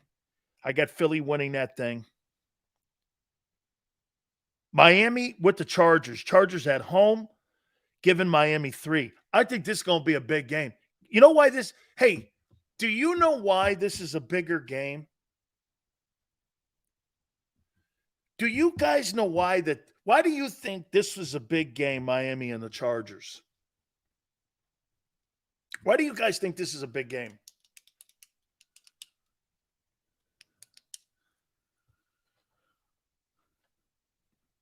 Josh thinks Miami wins. Joey goes, Bronco country, let's ride. Great fan base. That's right, Arthur. Arthur may be a jackwagon sometimes to big sills, but that's exactly the take. That's exactly the take. Miami skipped over Herbert. That's right. Chris Greer went with Tua. Remember, tanked for Tua? And they went with Tua, and now, you can have an argument. When healthy, Tua could be better, but he's not. There's that fantasy talk again. Herbert's the modern-day Dan Marino. That's it, Kayvon. You're right. So this is a game here organizationally. Which guy's better, Tua or Herbert? I think the Chargers have, no. Who's got a better team? Man, that Charger coach, man. I do not like Brandon Staley. I actually like the coach in Miami. He is an upgrade. It's a little unfair to Brian Flores because the roster's also upgraded. Adding Tyreek Hill, you know what I mean? I mean, it's not fair to Brian Flores. Brian really turned it around. So it's not fair to say that the Miami coach is an upgrade because the roster's been upgraded. Derwin James is one of my favorite football players in the NFL. I love that kid. I really do. Man, Joey Bosa, Mike Williams, Keenan Allen, Austin Eckler. I like that kid Slater, that left tackle they have. That's a good football team. I'm going to take the Chargers in this game, and I'll give Miami the 3. That's going to be a very interesting ball game, to say the least here. Khalil Mack, way to go. Cosmo, Khalil Mack, absolutely. Rams and Seahawks in Seattle. Seahawks are giving the Rams 5.5. Seahawks defense has been revamped. They've revamped that defense. See Geno do it again. If I'm not mistaken, too, Walker is a questionable guy for this game on Sunday. I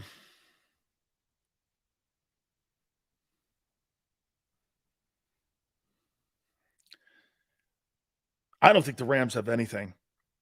I think Seattle covers that number, and I think they win. Walker's playing, Josh? Thanks. I'm taking Seattle, and I'll give the Rams the 5.5.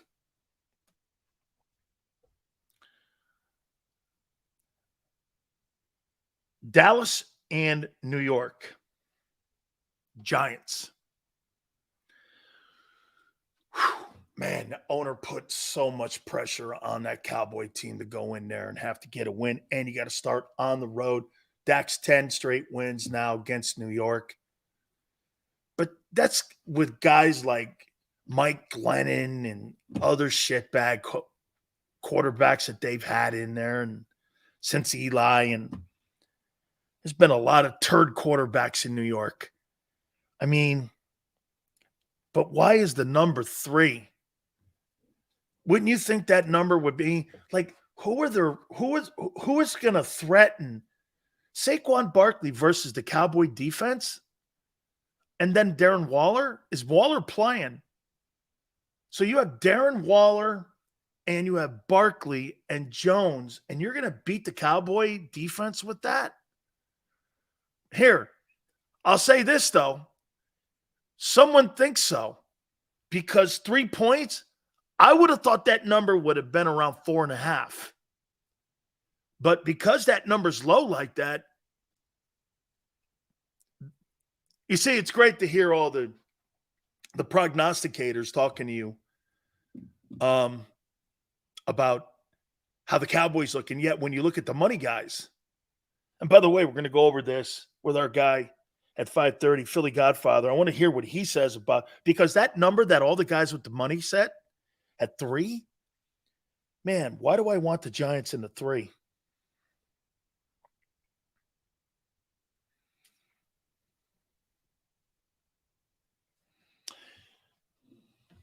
I'm going to take the Cowboys, and I'll give New York 3. I just got through telling you, I think Tyrod Taylor will be the starting quarterback in that. I just don't see New York. I got the Cowboys. covering that 3. Now, here's another one, and this could be the game of the week, Monday night. Bills at Jets. 2.5. The Jets are getting.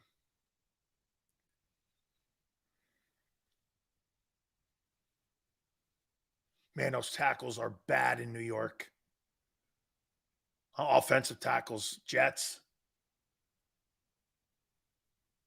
Man, they got a good running back tandem too. They got good wideouts. Their defense could be the best defense in the league. Corners look great. Quentin Williams.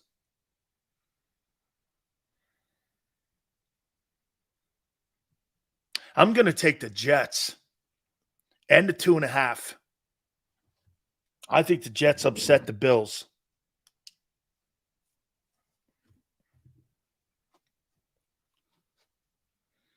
Bills are my Super Bowl pick. Allen's my MVP. It's contradicting what I think about the team in the year. There's so much pressure on the Jets. I'm changing that. I'm going to take the Bills, and I'll give the Jets 2.5.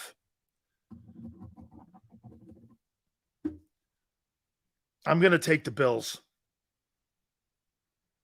I'm taking the Bills and giving the Jets the 2.5. Okay? I am. All right. Hey, folks. One of the cool things that we're doing here today, we really appreciate it very much. Listen, we're throwing out a code word that all of you can win yourself some merchandise with Hooters and with JAKIB Sports. Anytime that you see the email address, put all your information, and then email it to us. We're going to announce a winner on Monday. We so hope we're so looking forward to being part of the 40th anniversary of the Hooters Northeast, especially the King of Prussia one. And we're giving away an opportunity to win yourself some gift certificates. All you have to do is email all your information to that email address, dansileo@gmail.com. And we're going to announce a winner on Monday for those who email us. Once you see that code word, we've been throwing it out there on the screen each and every single hour. So we really appreciate you guys doing this for us. Thank you so much. And again, gift certificates at Hooters, man. It doesn't get any better than that during the football season. As we say, we're celebrating the 40th anniversary. And do me a favor, go online to northeasthooters.com to find that location nearest you. It's one of the 7 locations. You can also do this. If you don't want to go into any one of the places, all you have to do is you can order online too at hooterstogo.com and understand some of the great specials we have. Hey, those buffalo wings they have are absolutely off the charts.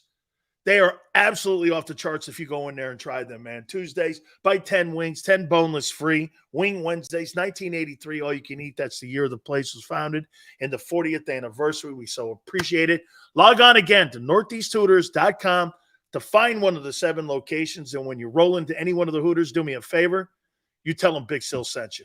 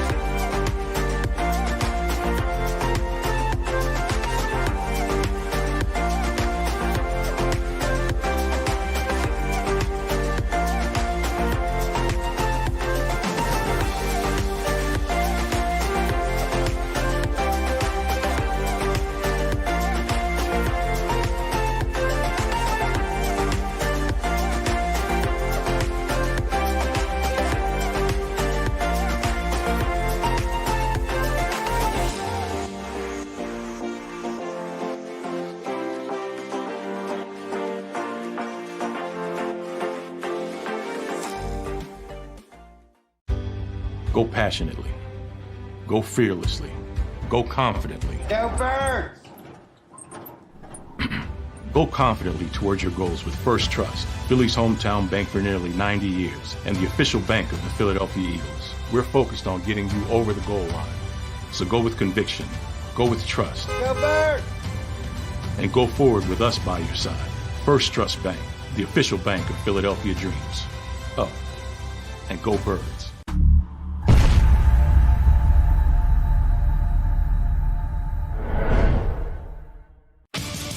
The greatest fans on earth. It's a bold statement, but would you expect anything less from Philadelphia? 58 years of heartache creates a toughness, a grit, a resolve not found in most. Sure, our prayers were answered, but now that we've had a taste, we're looking for more. Pondley Hockey, official partner of the Philadelphia Eagles. All right, did you know I was the mommy slam dunk champion? Really? Yes, really don't sound so surprised. Let's see it. Oh, you're ready. All right, here we go. Let's hear the crowd. So go to right, go to left, fake 'em out. Mama, go up, up, up. She did it. Again? You can't avoid gravity, but United Healthcare can help you avoid financial surprises by helping you compare costs and doctor quality ratings. United Healthcare. Uh-huh. EAGLES, Eagles.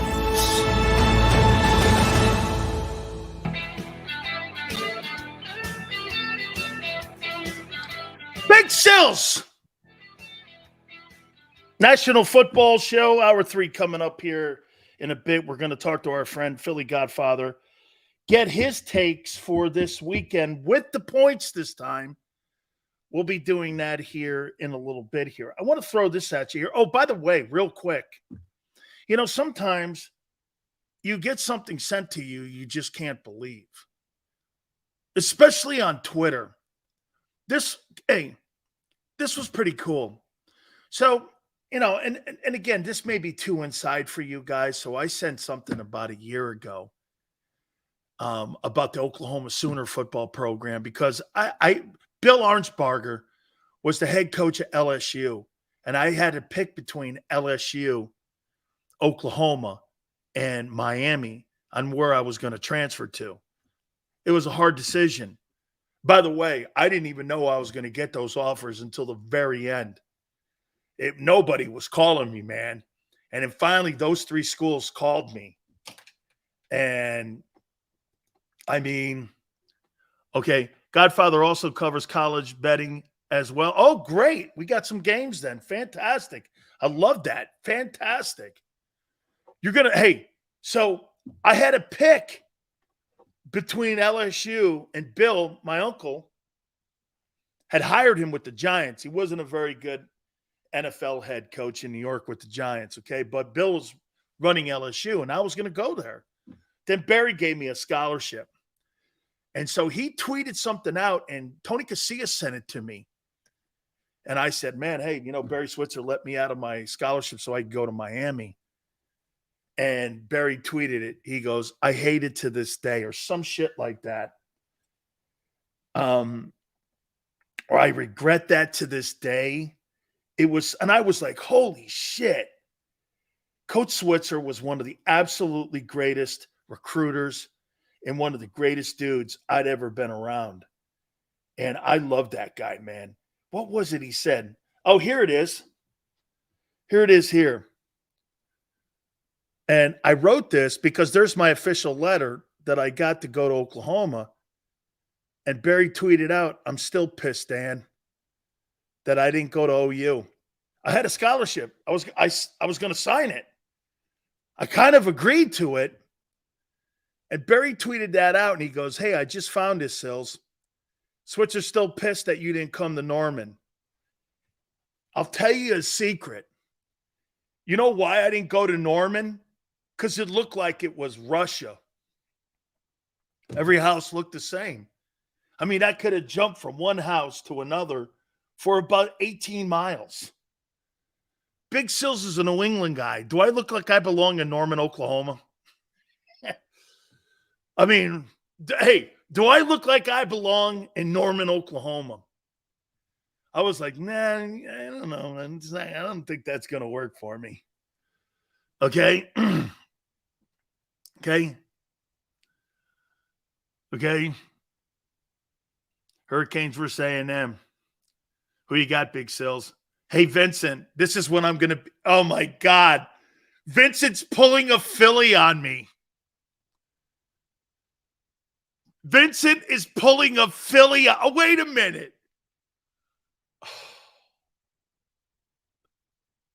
Vincent, you're pulling a Philly on me. Sills, who do you have on Saturday, A&M or the Hurricanes? I have the Miami Hurricanes. We're going to win by 14 points.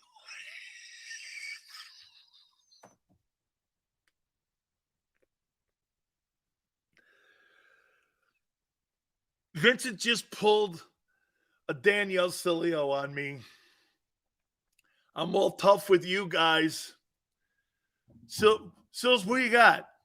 Miami's winning by 14 points. We're the better team. Hey, Ruiz.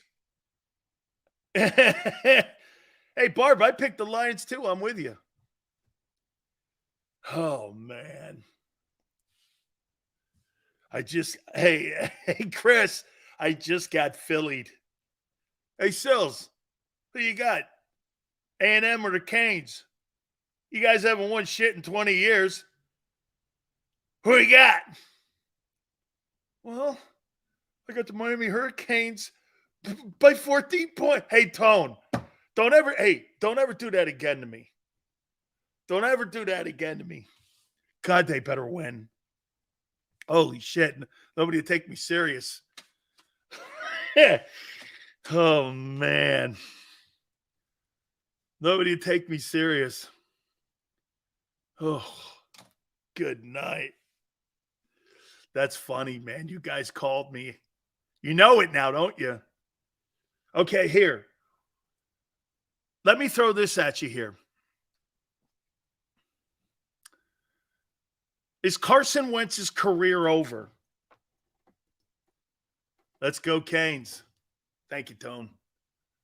Is Carson Wentz's career over?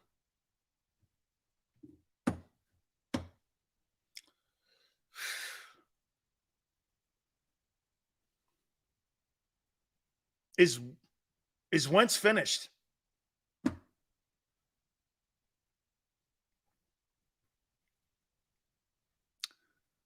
No, sir.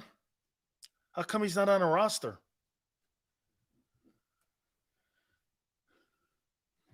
Was Geno's over? Great take. There has to be an injury for him to get back into the league. Damn. So he's not good enough to even be a backup right now?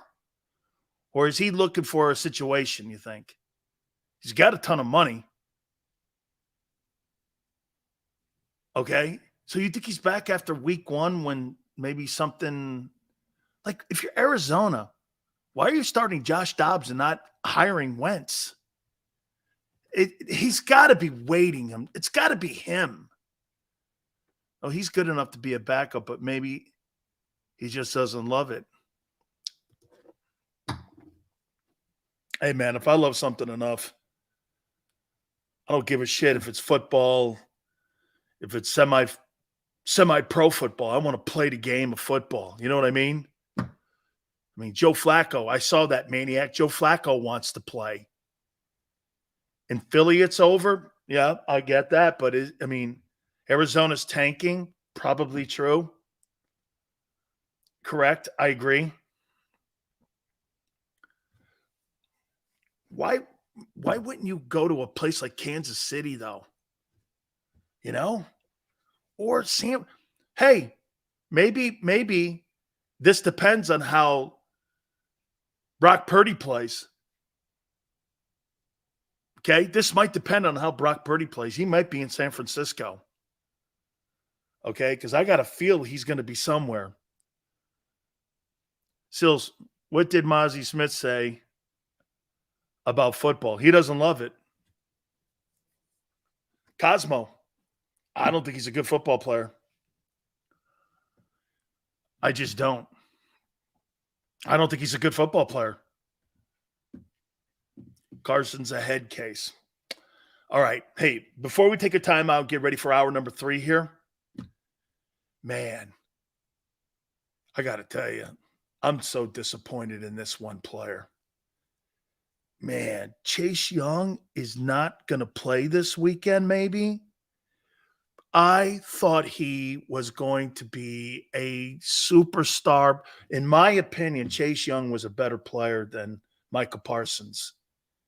This guy, since that injury, I mean, he has just, what a shame. Man, I'd love to have him in Philly, but now he may not play still. This kid's got to be toast. No wonder they didn't pick the 5th-year option up on him. Barb, he wasn't a bust. He was the rookie of the year. He was the defensive rookie of the year. He wasn't a bust. He's hurt. He was the rookie of the year defensively. The guy was not a bust. This is a special play. I thought he was better than Micah Parsons, and now they're saying he's questionable. Dude, not a chance Derek Barnett is better than or was anything near Chase Young. Chase Young's not where he is now because of injury, not because of talent. Derek Barnett is an okay player. Chase Young was a great player. They're two different things. Two different things here. Man, what an absolute shame. That kid was special. He ain't anymore. Dude, he's a scrap heap guy now. You're telling me that kid can't get back on a football field, and it's been 2 years now? It's okay. Okay. Cosmo goes, Sills, what fan base is soft, Niners or Eagles? I don't think any of them fan bases are soft. I know the Eagles one ain't. And by the way, I covered the Niners out KMBR. Actually, it's one of the greatest brands, if not the greatest brand, on the West Coast next to the Raiders. 49er brand has a lot of fans to it. There's a lot of people that cover that team and follow that team. Okay? All right. I got to take a timeout. Hey, don't forget. Okay, we're giving out a code word here. All you guys have to do with your email, you see the email your information. You're going to get an opportunity to win yourself some Hooters gift certificates. We're going to name the winners on Monday. Very simple. All you have to do is give us all your information, and come Monday, you could be a proud winner of that. So we so look forward to all that too. And we got a ton of people so far, Sills. It's a massive hit. Thank all of you. I mean that. Okay? I really mean that. I can't, dude, without you, I am nothing. I am nothing. Okay? I'm just some YouTube guy. Without you, we're nothing. I mean that from the bottom of my heart. Okay? Hour number 3, Philly Godfather. And I know some of you call him Dallas Godfather. We'll talk to him. That'll be 5:30 Eastern. Keep it right here on the National Football Show.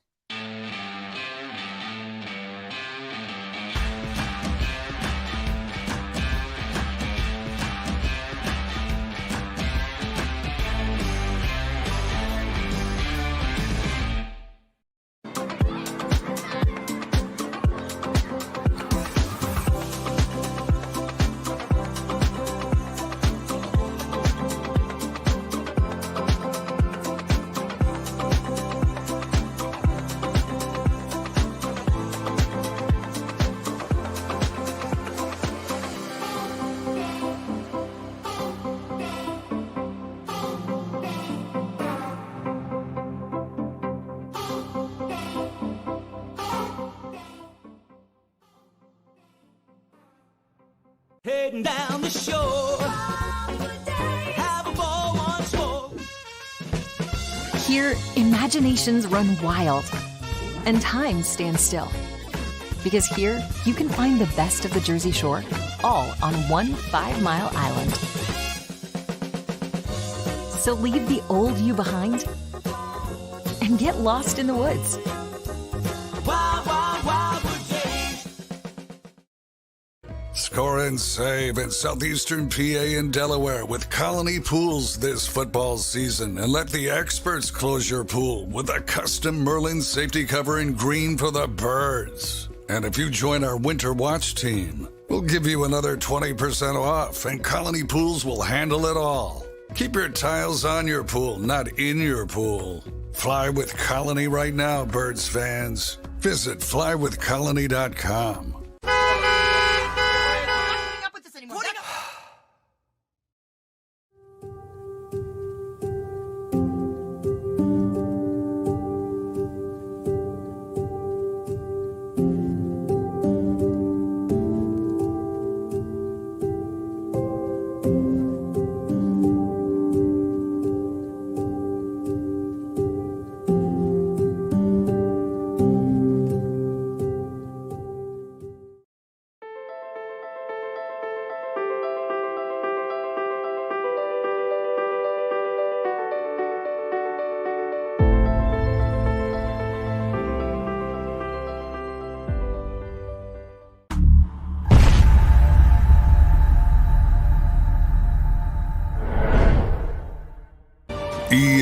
EAGLES, Eagles.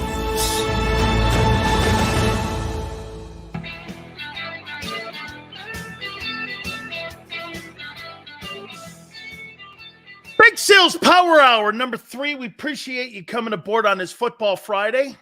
And it is a Football Friday. Football tomorrow, Saturday. Then we got the NFL on Sunday. My God almighty. Hey, by the way, please, I will be on with Scott Farrell on Sports Grid at 2:25 Eastern Time. We're doing some work together here with JAKIB and with Sports Grid. They got a great platform. And I've known Scott Farrell. It's funny. We've got a lot. Niner, you'll like this. Scott Farrell did Sports Phone 68. My very first big gig was in San Francisco. Hey, some of you don't know this, but I started in News Talk at KGO Radio in San Francisco. Hey, Niner all day. I started in San Francisco, okay, at KGO Radio, and I was on with Dunbar and Rosie. Do you know who Jim Dunbar is? Jim Dunbar is the guy who that serial killer called, and who's the big serial killer in the Bay Area back in the 70s? Zodiac. And I told you the guy's story before. I walked into his studio and I was wearing Zubas, these crazy pants. This guy's in a suit and tie. He was an old CBS guy. And I walk in, I got a sweatsuit on because I don't really give a shit how I look. I don't care. Okay? Hey, so there's Rosie. She starts laughing. This guy starts giving me a ton of shit. He starts giving me, I don't know him from a can of paint. And I'm sitting there and I'm doing all the sports updates. He says something to me and I go, I'll tell you what, Jim, I know who you are. You're a legendary broadcaster, Marconi winner, all that shit. I got it. But don't ever talk to me like that. I don't let my grandfather, my wife, or anyone talk to me. I didn't have a kid then. I go, don't ever effing talk to me like that again. I love this kid. I was so afraid. It was my first day. And we became such great friends. And then KMBR hired me. And I'll tell you how I got the job. I got the job because of John Madden. Hey, Niner. I got the job because of John Madden. So this guy was late doing Sports Phone 68. And by the way, Scott Farrell did the Sports Phone 68. That's why I'm tying it in, because I'm going on with Scott on Sunday. And this was like in the 90s, 95, when I first started. And Scott Farrell's doing the show, and he come in here, silly, oh, you have been on it, Burrell on the bench, and on it. Though he didn't want to beat out Edie. Maniac, because I was a Raider fan. Al Davis was my guy. Wasn't the 49ers. Come on in here, Big Zills, and on ain't that it. And I was like, all right, man, you know, it's all right, you know. So they were looking for a replacement. So the guy that they were looking at was late. This guy, Bob Agnew, goes, you'll never, ever in your life ever be a radio host as long as you live. Live with that. Guy was late, right? He was late. All right. You have one shot. I get up there. I do a 3-hour show. John Madden calls and goes, this guy's fantastic. I didn't know shit. I didn't even know how to do phones. I didn't know anything about topic trees. I didn't know shit how to set a show. I knew nothing. Phone lines went. I got it to a point where 500,000 people were watching me. Like or listening to me every single night or week. 500,000 people were listening to me on KMBR. I had the biggest, I'm doing 17 shares on KMBR. I'm doing 17 shares. And John Madden had me over to his house in Blackhawk. You're the real deal. I'm like, I don't know what I'm doing. He goes, let me talk to Agnew. And this guy, Tony Salvador, was Susquehanna Radio at the time. So then that's how then, you know, Al Davis spoke for me, and so did Ed DeBartolo. I got that job because of John Madden. It set me on my way. The two most important people, hey, I know some of you, hey, Maniac, okay? I know some of you guys think that I just did this to do it. Do you know who were the two most instrumental people in my broadcasting career? Jim McKay and John Madden. Those two guys got me started. It was actually first Jim McKay. That's how I know Sean McManus. John Madden and Jim McKay are the people that got me into broadcasting. I wonder what they would think today. Not quite their cup of tea. Maybe. Okay? Hey, Maniac, is that not psycho? John Madden and Jim McKay got me into broadcasting. I had to go meet Roone Arledge. And actually it was Frank Gifford who first said you should go see Frank Gifford and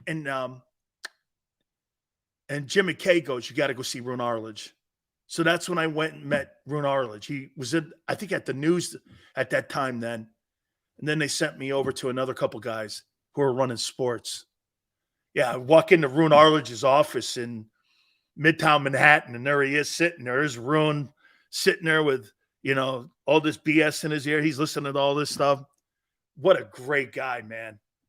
It was one of the highlights of my entire life. Frank played with my uncle with the Giants. That's how I know him. Oh, and by the way, one of you old timers in here, what was the name of the voice of the Giants that also helped me?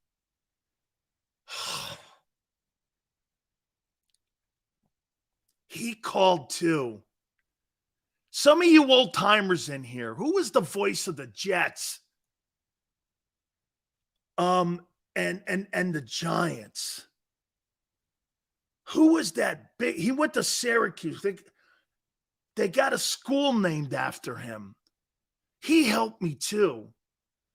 And I'll tell you, what the hell? Oh, his name escapes me. I used to sit down with him, and he was showing me how to broadcast. He used to be the voice of the Knicks, I think, too. No, not Mike. This is an old-time guy. This guy was back in the day, man. Not Bob Shepard. Bob Shepard's a great guy. Actually, he was the voice of the Opera House in New York. Oh, God. No, not Harry.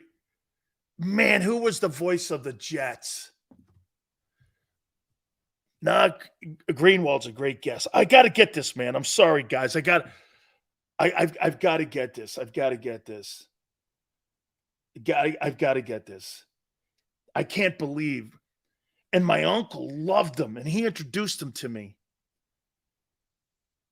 What is the school in Syracuse broadcasting named after? Magnate Samuel Irving Newhouse Sr. Nah. Legendary voice of the Jets. According to Wikipedia, notable past play-by-play Marty announcers for the Glickman. Titans. Marty Glickman worked with me on my delivery. Marty Glickman. You guys probably never heard of him. Anyway, where's my prop bets? And boy, I'll tell you something, man. Philly Godfather better be kind to my Hurricanes this weekend. That's all I know, man. I had Mario Cristobal on yesterday, and he better be kind to my Hurricanes. So we'll do that last. But I'm gonna do the Eagle props first here. And by the way, man, you can catch his show on Saturday right here on JAKIB Sports too. Let's bring in our boy Philly Godfather. Thank you so much, man. What's going on, Dan? You all good? This has got to be. I mean, is this like Christmas? Get this. Last night, I didn't think this was much of a reach. When I found out Travis Kelce wasn't in, and the line was 4. And what we're going to do this week, we're going to put the line in. Last week we just looked at it. We're going to put the line in now. Boy, I tell you what, those games are even tougher, dude, to pick with the line in there. But last night I went like this. No Chris Jones and no Travis Kelce. I mean, I thought it would have been a bigger margin of a game, but it was a 1-point win for the Lions. I didn't think – were you with the Lions last night? I bet them early in the summer at +7. And wow. The line kept dropping. This Lions team is going to surprise a lot of people. Offensively, they're one of the better teams in the NFL. Defense still struggles a little bit, but they looked pretty good last night against a high-powered offense with the Chiefs. It's just this Kansas City Chiefs team, they're going to be good this year, but they've been so healthy over the past 2 seasons, top five in health, and that's hard to keep it up. I mean, eventually you're going to run into some injuries, and that's why I had taken the Chargers +300 to win the West and not Kansas City this year. So I'm really bullish on Detroit. I think they're going to surprise a lot of people. I think they win their division, and I think they make the playoffs. I do too, man. Okay, let's do some Philly prop bets before we get into the weekend games here. Sunday, Hurts over or under 2.5 touchdowns total in that game on Sunday. Is that passing and rushing? Yes.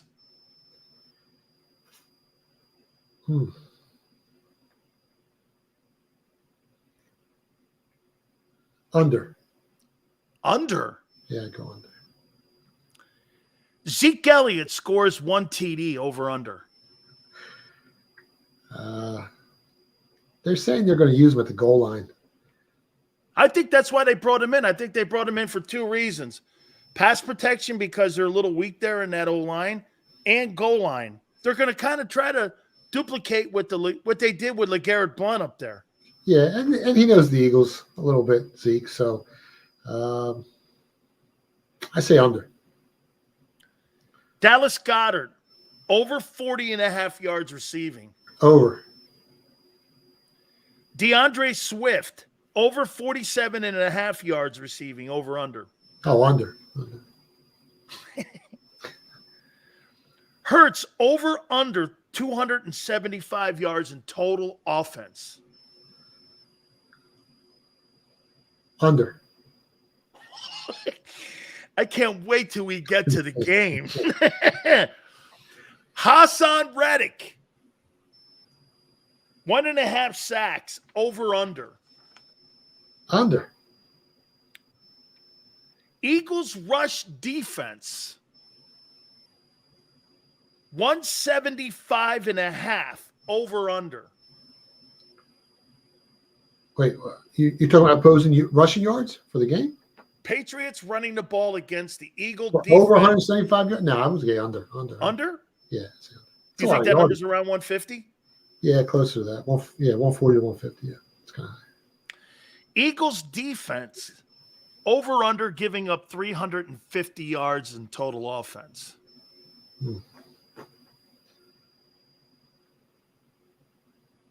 I mean, look, 250 passing, 150 rushing is 4. Yeah. Yeah, I say over. I say it. All right. Do the Eagles, this will tell me a little bit about the game with you now. Will the Eagles hold the Patriots to under 21.5 points? I could see that happening. And I think the Patriots could hold them to 17. So, yeah, I could see that happening. Oh, all right. Well, we got to get to the games then. And we're going to start there with the Eagle. Here's what I said about the game here. Absolutely everyone knows about the offense. Here's the problem that the Patriots have, though. 2021, the Patriots finished 21st in third down defense, 22nd in red zone defense, 27th in goal to goal. And with that quarterback sneak, that could be an issue in this game because really the same personnel on both sides of the ball is pretty much back intact. I think Brian Johnson knows this, but here's the deal. It was a good run defense last year, and it was an excellent pass rushing defense that they had last year. I got 27-20. Eagles win this game. What do you have? I think it's more like 24-21. I think it'll be a lower scoring game. I think the Eagles can win the game by a field goal, but I don't think they cover the spread. Yeah, but listen. Honestly, I wouldn't be shocked if they lose. I mean, you saw the Chiefs lose last night, and people are like, "Oh, there's no way the Chiefs are going to lose." Well, guess what? They lost, and now everyone's betting. All the square. I don't want to call it all the recreational public's betting the Eagles. Like, they got the next day's newspaper, and they could be shocked waking up the following day, and the Eagles could start off the season 0-1 like the Super Bowl champs did. It's not a big stretch. People would think it's crazy when you talk that way, but it's really not. I think this is a fourth quarter football game. I do. I think this comes down to the last 5 minutes of the game here. I just think there's too many question marks on the Eagle defense. And I'm going to say this again. The two dudes that are in the Big Sills bullseye are Jordan Davis and Nakobe Dean. And I get this. And you know what's crazy when you talk to Eagle fans? So I go like this. Hunter Henry and the kid they got from Miami. And they all go, well, those are pretty good tight ends, but they're not superstar. And I go, well, you don't have anybody at tight end to cover them. Yeah. I mean, you make those guys sound like they're nobodies, but you have nobody. Right. They got less than nobodies trying to cover those guys. Like the Eagles are very weak at the linebacker position. There's a big hole there. Yeah, and safety. Absolutely. And it's funny because the same experts, I read these articles, the same experts that told us there was no way the Chiefs were going to lose are also telling us there's no way the Eagles are going to lose. So we saw how that worked out last night. All right, let's go here. I can't wait to hear your thoughts because we're going to use the point spread now. And correct me if I'm wrong on the spread here. Carolina at Atlanta, 3.5.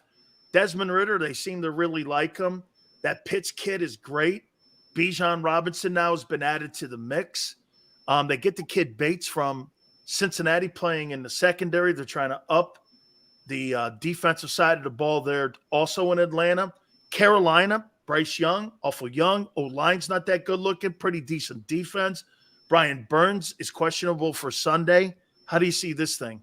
Well, divisional dogs usually cover in the first week of the season, and underdogs, I mean, they cover at an insane rate first week of the season. At 3.5, you're off that key number. 3 is very important, as everyone knows who has placed a wager in their life. The issue with Carolina is they're banged up with some offensive players, some key components on that offense that I think is going to hurt them. If you're looking to take Atlanta, I would try to just buy the hook down to 3 and just lay the 3 on Atlanta. I wouldn't lay the 3.5, but if you really like them, I would lay the 3 on Atlanta. I think they win the game. I think Atlanta wins the game. I think this is one of the games of the week here. Cincinnati at Cleveland, and Cincinnati's given 2 to Cleveland. It's at home. They got the second best O-line coach. They got formidable pass catchers. They got a great back.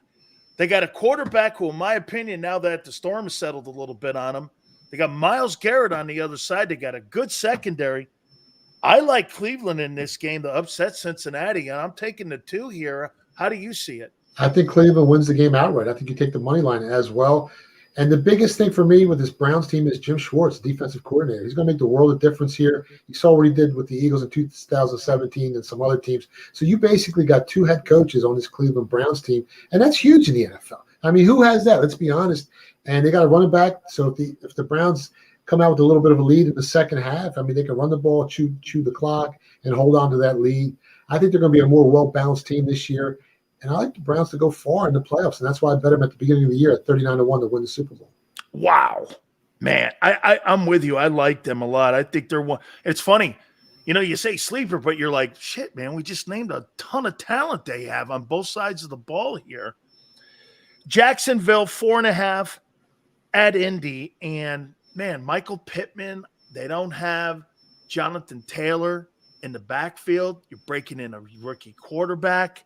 I mean, and you got Doug wanting to get out on a good note. Do you give the 4.5 and take the Jags, or is this one of those bets you stay away from? I would stay off it, only because these 2 teams know each other so well. And I'm so bullish on the Jags. I just bet them last night at 18-1 to end up with the best record in the NFL this year. You look at their division, it's probably the weakest in the entire league. So I'm marking a clean sweep in their division. And then you look at their road games. They're playing Indianapolis, the Texans a couple of times. They're playing some real weak teams, the Buccaneers. I see them going 6-2 on the road. This team could end up having the best record in the NFL. So if you want to nibble a little bit at 18-1 for them to have the best record in the NFL this season, I think that's a good bet. Right here, lane 5, first game of the season. Trevor Lawrence might be a little rusty. Indianapolis decides to slow down the game, limit the possessions. They still have a good pass rush. I wouldn't bet the game. Man, this is like my pregame work for Sunday on Sports Grid here, talking to Philly Godfather here, man. He's getting me ready to rock. Speaking of the Buccaneers, Bucks go into Minnesota 5.5. It's in Minnesota. I mean, the Bucks got weapons. They got Chris Godwin. They got Mike Evans. They got a decent O-line. A lot of guys back. The center's back. The left tackle's awesome. He's an all-pro. You got players on defense, and, you got to replace 1,100 yards in Dalvin Cook. You've got Brian Flores as a D coordinator now in Minnesota. Minnesota's, I don't know how you look at them. Do you stay away from this one too, or do you like this? It's 5.5. I see some 6s in the market. If you like Tampa Bay here, I would wait, because you could see a huge influx of recreational money bet the Vikings here because of how well they performed last year, and everyone's down on this Buccaneers team. So if that line gets to 6.5 and you like the Buccaneers, just buy it to 7. Buy it on that key number. Get a little insurance. It's like having insurance for your car, and you're getting a great number. And if you're looking to bet the Bucks, I could only take the Buccaneers at +7, or else I'm staying off the game. This is an interesting ball game too. San Francisco at Pittsburgh.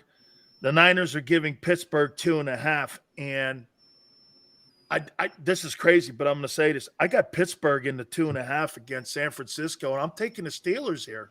Yeah, I like the Steelers too. I mean, Kittle's banged up. Their kicker's banged up. So you basically got a game that's a coin flip, right? It's a 2-point spread.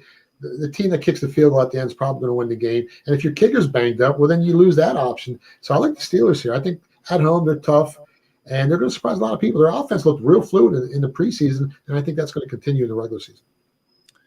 Arizona at Washington. Man, these next 2 games here, a lot of points given up. Washington is giving up 7. I seem to like, you know what? I came out of the exhibition season. I don't know how much you can read because I'm with you. I don't know. But 7 points, Arizona, man. I mean, Josh Dobbs is starting. I don't even know what they have offensively in that building there. I like this Washington roster. Is this too many points? Just put a wager on? Would you stay away from this, or is this something you're looking at? Well, if you think it's too many points, and 7's, it's a lot of points first game of the season, late 7. You can put them in a teaser, a 6-point teaser. You can drop them down to -1. You can take the Steelers up to +8.5, and you're going through some key numbers, right? You're going through 3 and 7, which are the most valuable numbers when it comes to the sports betting market. So I would do something like that if you want to take those 2 teams. Put them in a teaser, and you're probably going to cash a ticket. How about this number? Baltimore's giving 10 to Houston. 10 on opening week. right? 10 home opening week new offense. Your spin on this. I mean, the offensive line of the Texans is so banged up. I mean, who's playing their out? I think 4 of the guys are out, right? I mean, who's going to play their the line's actually dropping a little bit. I see it go down. Okay. Yeah, so that concerns me a little bit, but I'm not betting against the Ravens first game of the season. You see what they've done to rookie quarterbacks. I mean, we're all creatures of habits, right? And over the last 15 years, we know the Ravens don't lose at home first game of the season. You know they destroy rookie quarterbacks. And you know Lamar usually has a big game. So if anything, I would lean toward the Ravens here at -9. How about this one here? Green Bay at Chicago, and the Bears are giving the Packers a point in Chicago. I came out of the exhibition season doing this. He's got a pretty good roster. I didn't think he sucked. I'm taking the Packers over the Bears in this one on the road. I talked to my buddy out in Chicago, and he tells me that Bears offensive line is all banged up. They're dealing with some serious injuries there. And even the guys that are playing aren't playing at 100%. There's some real sharp money on the Packers. I didn't bet the game, but the line opened up 2.5. It's down to 1. It could close pick'em by the time the game kicks off. So the sharp money is definitely on the Packers here. Tell me why do you think this number's low? Does this tell you that you guys with the money are waiting to see what Russell Wilson does? Maybe the numbers change. It's 3.5. Raiders in Denver. That's usually, again, one of those divisional games. It's always a tough matchup. But 3.5 versus a Raiders team that's got a mountain of question marks. Not saying that Russell doesn't, but does that tell you a little bit about how people are kind of hedging their bets a little bit on Denver and maybe still Russell Wilson? Or is it more that you have more respect for the Raiders than what people think? Well, we talked to Pro Football Doc last night on our show, and he told us the Broncos are still dealing with some injuries at some key positions, and no one's giving this Raiders team any credit. It's a divisional game, and when you're getting 3.5 first game of the season, I got to take the Raiders here. I like the Raiders here plus 3.5. Hey, how about this one here? This is the draft bowl. You know, tank for Tua, and then you took Tua and you didn't take Herbert here. Miami at the Chargers again. 3 points, man. That Miami roster is good, but man, Derwin James and Khalil Mack and Joey Bosa and Keenan Allen, and I know they have Chubb and Tyreek Hill. I mean, this is a lot of talent on the field, and I hate Brandon Staley, so maybe that's why this number's like this. I'm taking the Chargers in the 3, but boy, what a game here! Yeah, it's going to be a shootout. If you want to look to bet the over, bet the over. And to be honest, I think the team that has the ball last wins this game. You got weapons on both teams that are just so hard to cover. Coaching advantage, I'd give it to Miami. Yeah. Quarterback advantage, I'd give it to Herbert. And I'm real bullish on this Chargers team, so I wouldn't be surprised if they win the game. Cover the spread's a little different at 3. I think the number's right there. I wouldn't take it at 3. I would need plus 3.5 on Miami. Or if not, I would bet the Chargers on the money line. Seattle 5.5 versus the Rams. I mean, Rams, no Cooper Kupp. I mean, the defense was retooled in the offseason by Pete Carroll and John Schneider, the GM. Looks like the running back is playing. I mean, is that number set right, you think? Seattle in the 5.5? Yeah, it's kind of a dead number. Anytime you see a 5 or 5.5, it's kind of a dead number. The Rams, like you said, they're all banged up. They're missing some key guys. Still, I mean, they still got a great coach, so he's going to scheme the right way, but I don't think they can hang within that number. If I was going to take the Rams, I need at least plus 7, so Seattle's probably the right side. These next two are going to be probably some of the games of the week here. Dallas at New York. Why is that number at 3? When I look at New York, Godfather, I look at New York and I go, okay, Darren Waller and Saquon Barkley, and then what threatens me? Dimes Jones? I mean, is Waller playing? I don't think Waller's playing, is he? Okay, so is that number still 3? You see 3.5, 3's in the market. I think Dallas kills his team. I laid minus 150 on the money line early in the summer when the line was 2.5. Even at 3, I would bet the alternate line. I might lay some 9.5, 10 and get like plus 300 on my wage. I think Dallas just destroys that team. Why is that? Why is it down there though? It's a division game, first game of the season. There's usually some rust on the starters, and the two teams know each other. I mean, you play. They know each other like the back of their hands. So, and Dan was a pretty good coach. I just think Dallas is too big, too strong, too fast this year. Too many weapons, and the Giants had a magical season last year, but I don't think it can continue. And they're your Super Bowl champions because of the price. Yeah, because it's all about the price with me. If I can get 20-1 on a team that I think is almost as good as the top tier teams, I'm going to take it every day of the week and twice on Sundays because.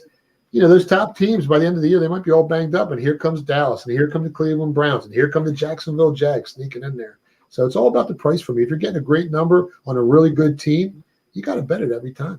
You take the Cowboys by 10 in this thing? What was that? Cowboys by 10? I think they kill this team. Yeah, I mean, I would lay the 2.5, 3 if you want to play around a little bit and take an alternate number. The Cowboys could pull away from this game really quickly and win by 2 touchdowns. All right, the Monday night one is going to be 1-2. Buffalo is giving New York, the Jets, 2.5. I mean, it's in the Meadowlands. 2.5. I would have thought maybe the number's right. You think the number's right? I mean, this looks like this is a tough one here to bet here. I mean, Von Miller's out. If he was playing pressure first game of the season, suspect offensive line for the Jets, and they're dealing with some injuries on that offensive line. With him out, changes the whole game. I mean, you got a veteran quarterback. Is he still top 5? Probably when he's healthy. He's got some weapons. I think he is. This Jets defense, people thought they were good last year. And what people don't understand is I think they're the best unit talent-wise in the league. Well, they're even better than people think, and this is the reason why. When you look at the time of possession last year, they were like 20th or 21st in the league.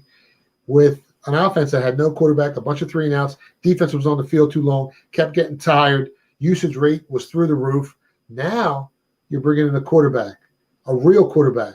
You're going to have a real offense. That defense is going to have, time to rest during the game, where last year they were out in the field almost the entire game. They were huffing and puffing, and they still looked great, and their numbers were still amazing. This year, you're going to really see how good this Jets defense is because they got a real offense to keep them off the field. And that's what's going to make a big difference for this team. And as the season progresses, the Jets are going to get better and better. First 5-6 games of the season, really brutal, tough competition. But if they can start off the season 3-3 or 4-2, watch out for this Jets team. You think they just have to get to the second season, don't you? You just weather through it and get through it. And with Kansas City maybe being the way they look with limited talent over there, depending on even what Chris Jones does in his contract, I mean, they could take one of the chairs on that side of the aisle there. Once they get in, like you said, it's going to come down to health on the AFC side. Yeah, and who do you want quarterback in your team in the playoffs? I got it. Wow. Yeah. And if that offensive line can get real cohesive, it takes a little bit of time. If they can stay healthy, I mean, there's a lot of ifs there, but you do have Aaron Rodgers and that defense, which is a lot better than what the metrics said they were last year. And we all know they're really good. All right. I got 1, 2, 3, 4, 5. I got 6 college games I want to get your take on because you also do some numbers here. Tell me that this wasn't the weirdest change in a number. If I'm not mistaken, Colorado, prior to the TCU win, they were going to be like 7-point or 10-point dogs. They were 6-point. Yeah, Nebraska was 6-point favorites. And now, like I saw like a couple days ago, Colorado was favored by 3 going into Lincoln. I mean, how do you see that thing playing out there, man? I mean, are we overhyping Colorado going into this Nebraska game? I mean, it's a massive move in the market. It might be an overreaction because you're going from 6, and it actually opened up Colorado -5, and there was some sharp money that took the 5-4 and brought it back down to 3, where we've seen some resistance. It's been hovering around 3 now, so Colorado's a 3-point favorite. But if we look at it, I mean, Colorado was expected to win 3.5 games this season. That was the regular season win total set by Vegas, offshore, whatever. Yeah, no, 3-4 games. Yeah, and Minnesota was at 6. So you got a Colorado team as a 21-point underdog go into TCU and beat a team that was expected to win 7.5 games. Now, obviously, TCU's defense ain't as good as Nebraska's, but Nebraska's offense ain't as good as TCU's. This is one of those games where everyone's doubting Deion Sanders, and to me, what he's done is amazing. People doubt this guy, but he won almost every game at that baby school he was at. Now he's at Colorado, and he turned over that roster in 1 year. He goes in as a huge dog, wins in TCU, and people forget that his kid, Alabama, wanted his kid to start at quarterback. So did Florida State. None of them.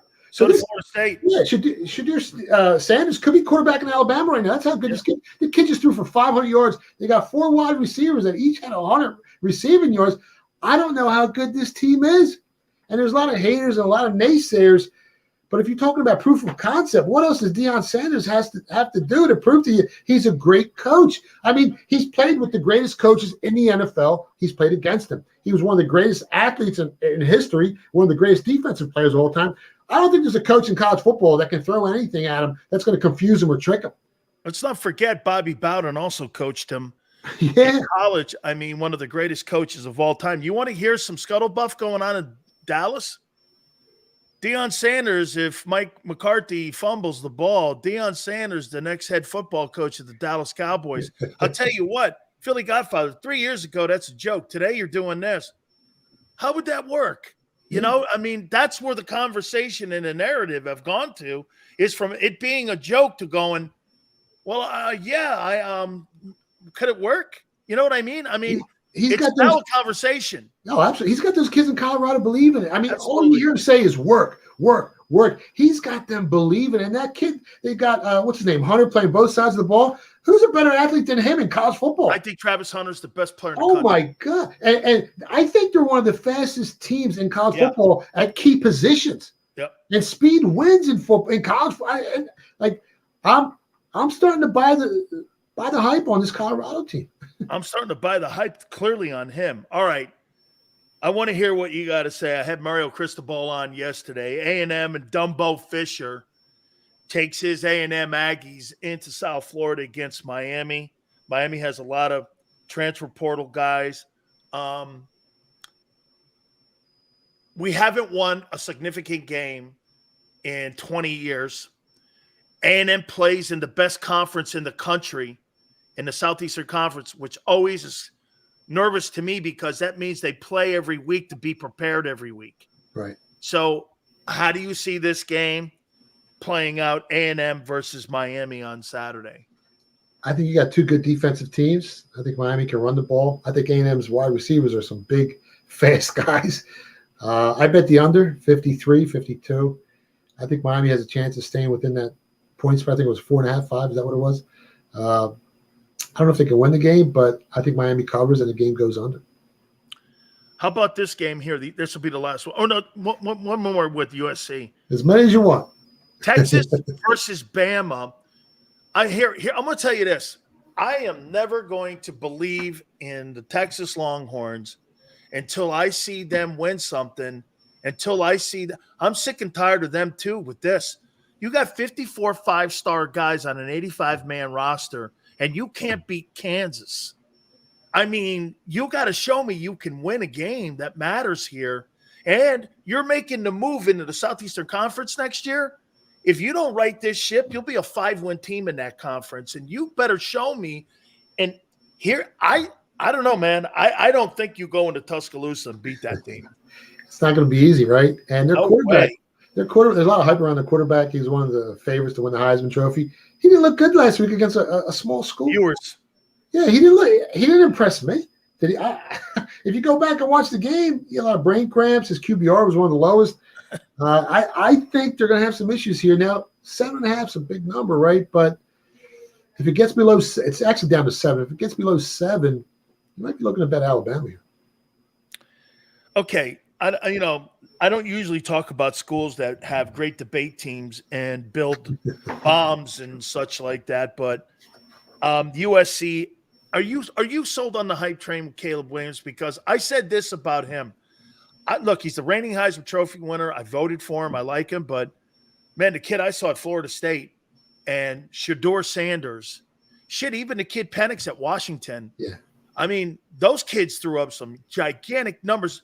DJ from Oregon State threw up some big numbers last week. I don't know, man. I mean, I think USC, once again, they don't have a defense because their coach doesn't believe in defense. How do you see this Southern Cal team this year? I mean, you can't argue. I mean, the kid's putting up some big numbers in a weaker conference. Yeah, I mean, his numbers are monsters. But like you said, I like Sanders better. I like Penix from Washington better. The kid from Florida State, he threw a pick. He threw another 2 passes that could have been intercepted early in the first half. He did have some issues, so I'm not really sold. LSU though. Yeah, it was LSU, but still, like, you know, agreed. But I mean, you can't argue with success, and that kid's lighting up the screen, lighting up the board. His numbers are the best in college football. He's plus 475 to win the Heisman. So for now, until he slips up, he's the guy that's probably going to win the trophy. I mean, and he's playing, like you said, the lesser competition. But when those numbers are massive, it's hard to not give him the trophy. How funny is this, man? The Pac-12 maybe is the best it's ever been, and next year they're going to blow the conference up with all those teams leaving, with all those great quarterbacks. They could have 5 first-round picks coming out of that conference going into next April's draft. Tell the folks where they can catch you this weekend. Yeah, you can find me on Twitter at Philly Godfather. You can stop by my website, thephillygodfather.com. We have this interview at the Multipus Report. We're over 200,000 views, close to 200,000 views right now. So make sure you guys check it out. We talk about my life. We talk about the movie. I think I mentioned you in the interview. You did? I think you're in there. So we talked about the book coming out. And you can follow us on the sports betting show at JAKIB Sports, on SiriusXM, on Sports Grid. We're pretty much everywhere, man. You and me are more alike than you think. I love our text messages back and forth. I think we're learning a little bit more and more about one another here. I can't wait to check you out this weekend. Have a great one this weekend, my friend. We'll catch you next Friday. Thank you so much for doing this. Thanks for having me on. Good luck, guys. That is our friend, Philly Godfather. Please hit the like button. Keep it here on the National Football Show.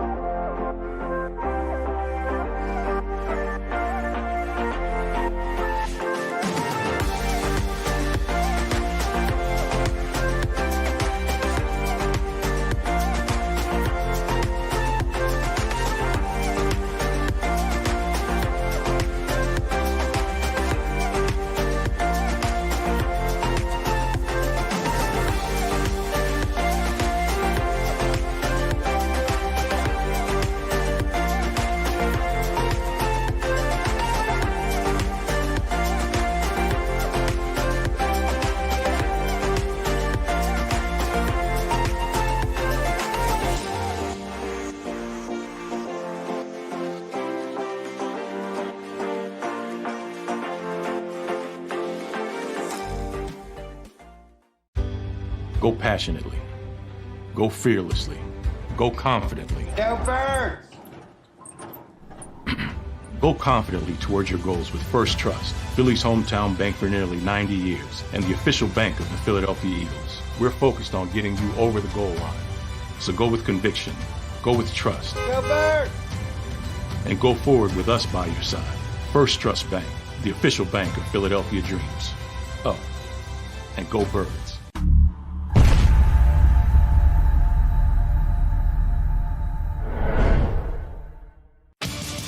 The greatest fans on earth. It's a bold statement, but would you expect anything less from Philadelphia?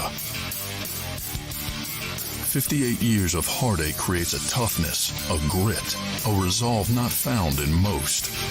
Sure, our prayers were answered, but now that we've had a taste, we're looking for more. Pondley Hockey, official partner of the Philadelphia Eagles. All right, did you know I was the mommy slam dunk champion? Really? Yes, really, don't sound so surprised. Let's see it. Oh, you're ready. All right, here we go. Let's hear the crowd. So go to right, I go to left, fake 'em out. Mama, go up, mama! She did it. Again? You can't avoid gravity, but United Healthcare can help you avoid financial surprises by helping you compare costs and doctor quality ratings. United Healthcare. Uh-huh. EAGLES. Eagles.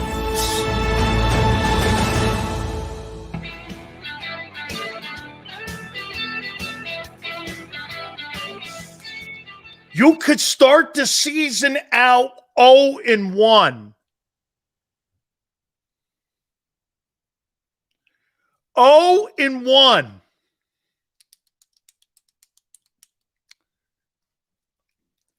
Big Sills keeps score. Signed, the one and only. You could start the season. Oh, and here's like what my boy Tone says. I can't wait for the start of the season, Sills. And then there's like these little dots. So that first game could shut your hole. I added that, but I don't know. It feels it. One more time. One more time.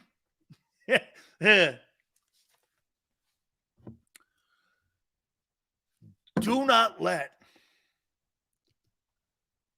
I can't wait. Jesus. Tone's like Bart Scott now. Can't wait. That should be the theme of our show. The emoji of our show. Can't wait. Bart Scott with Sal Palantonio. Don't let that game come down to those tight ends beating up your boy Nakobe Dean to a point where they got to pull him off the field and they got to drop down someone. I don't think this is all opinion here. I don't think he's going to get the job done on Sunday. And that's going to make that game close. Yeah, I don't think he gets a job. I think Jalen has a great game. I think everybody in that offense has a great game. I think Jalen Carter is going to be a handful, especially if they go deep drops, like 7-step. The Mac Jones is going to have to be 3- and 5-step minimal. But here's the deal. They'll be able to do that and complete that against you. You know why? You don't play press coverage. You're zone cover corners. You're not destroying the Patriots. You're not destroying the Patriots. You don't destroy good teams. You allow them back in games. You don't have a closer. Jalen's our closer. No, he's not. Jalen has to play 60 minutes of football. Because you don't have a team the only person that can run the clock down is your quarterback. You don't have a bell cow guy. As nervous as I am about the linebackers, my Super Bowl prediction is Nakobe Dean snags an interception. That's Tone. Here's my prediction to counter Tones. I say Hunter Henry has 7 catches for 115 yards and 2 TDs over your guy.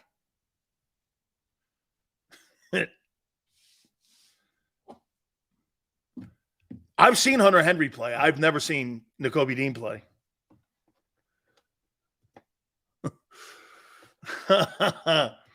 Okay.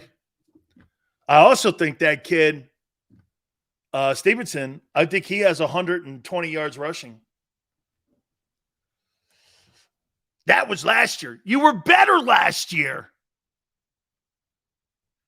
I'm sorry to say, Dan, Miami versus A&M won't be watchable unless this team is the 2001 Hurricanes. Death Row knows my kryptonite. How dare you?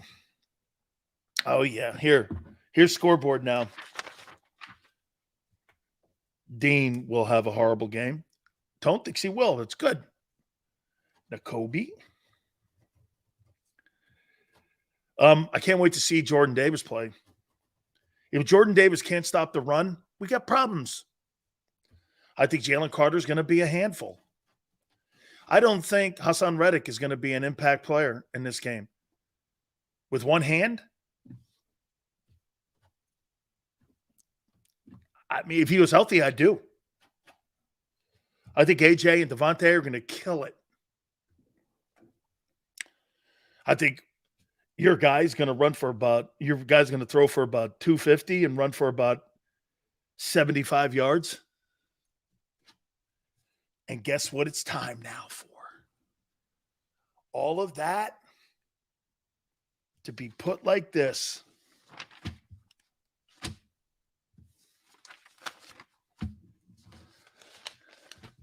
Red Stew.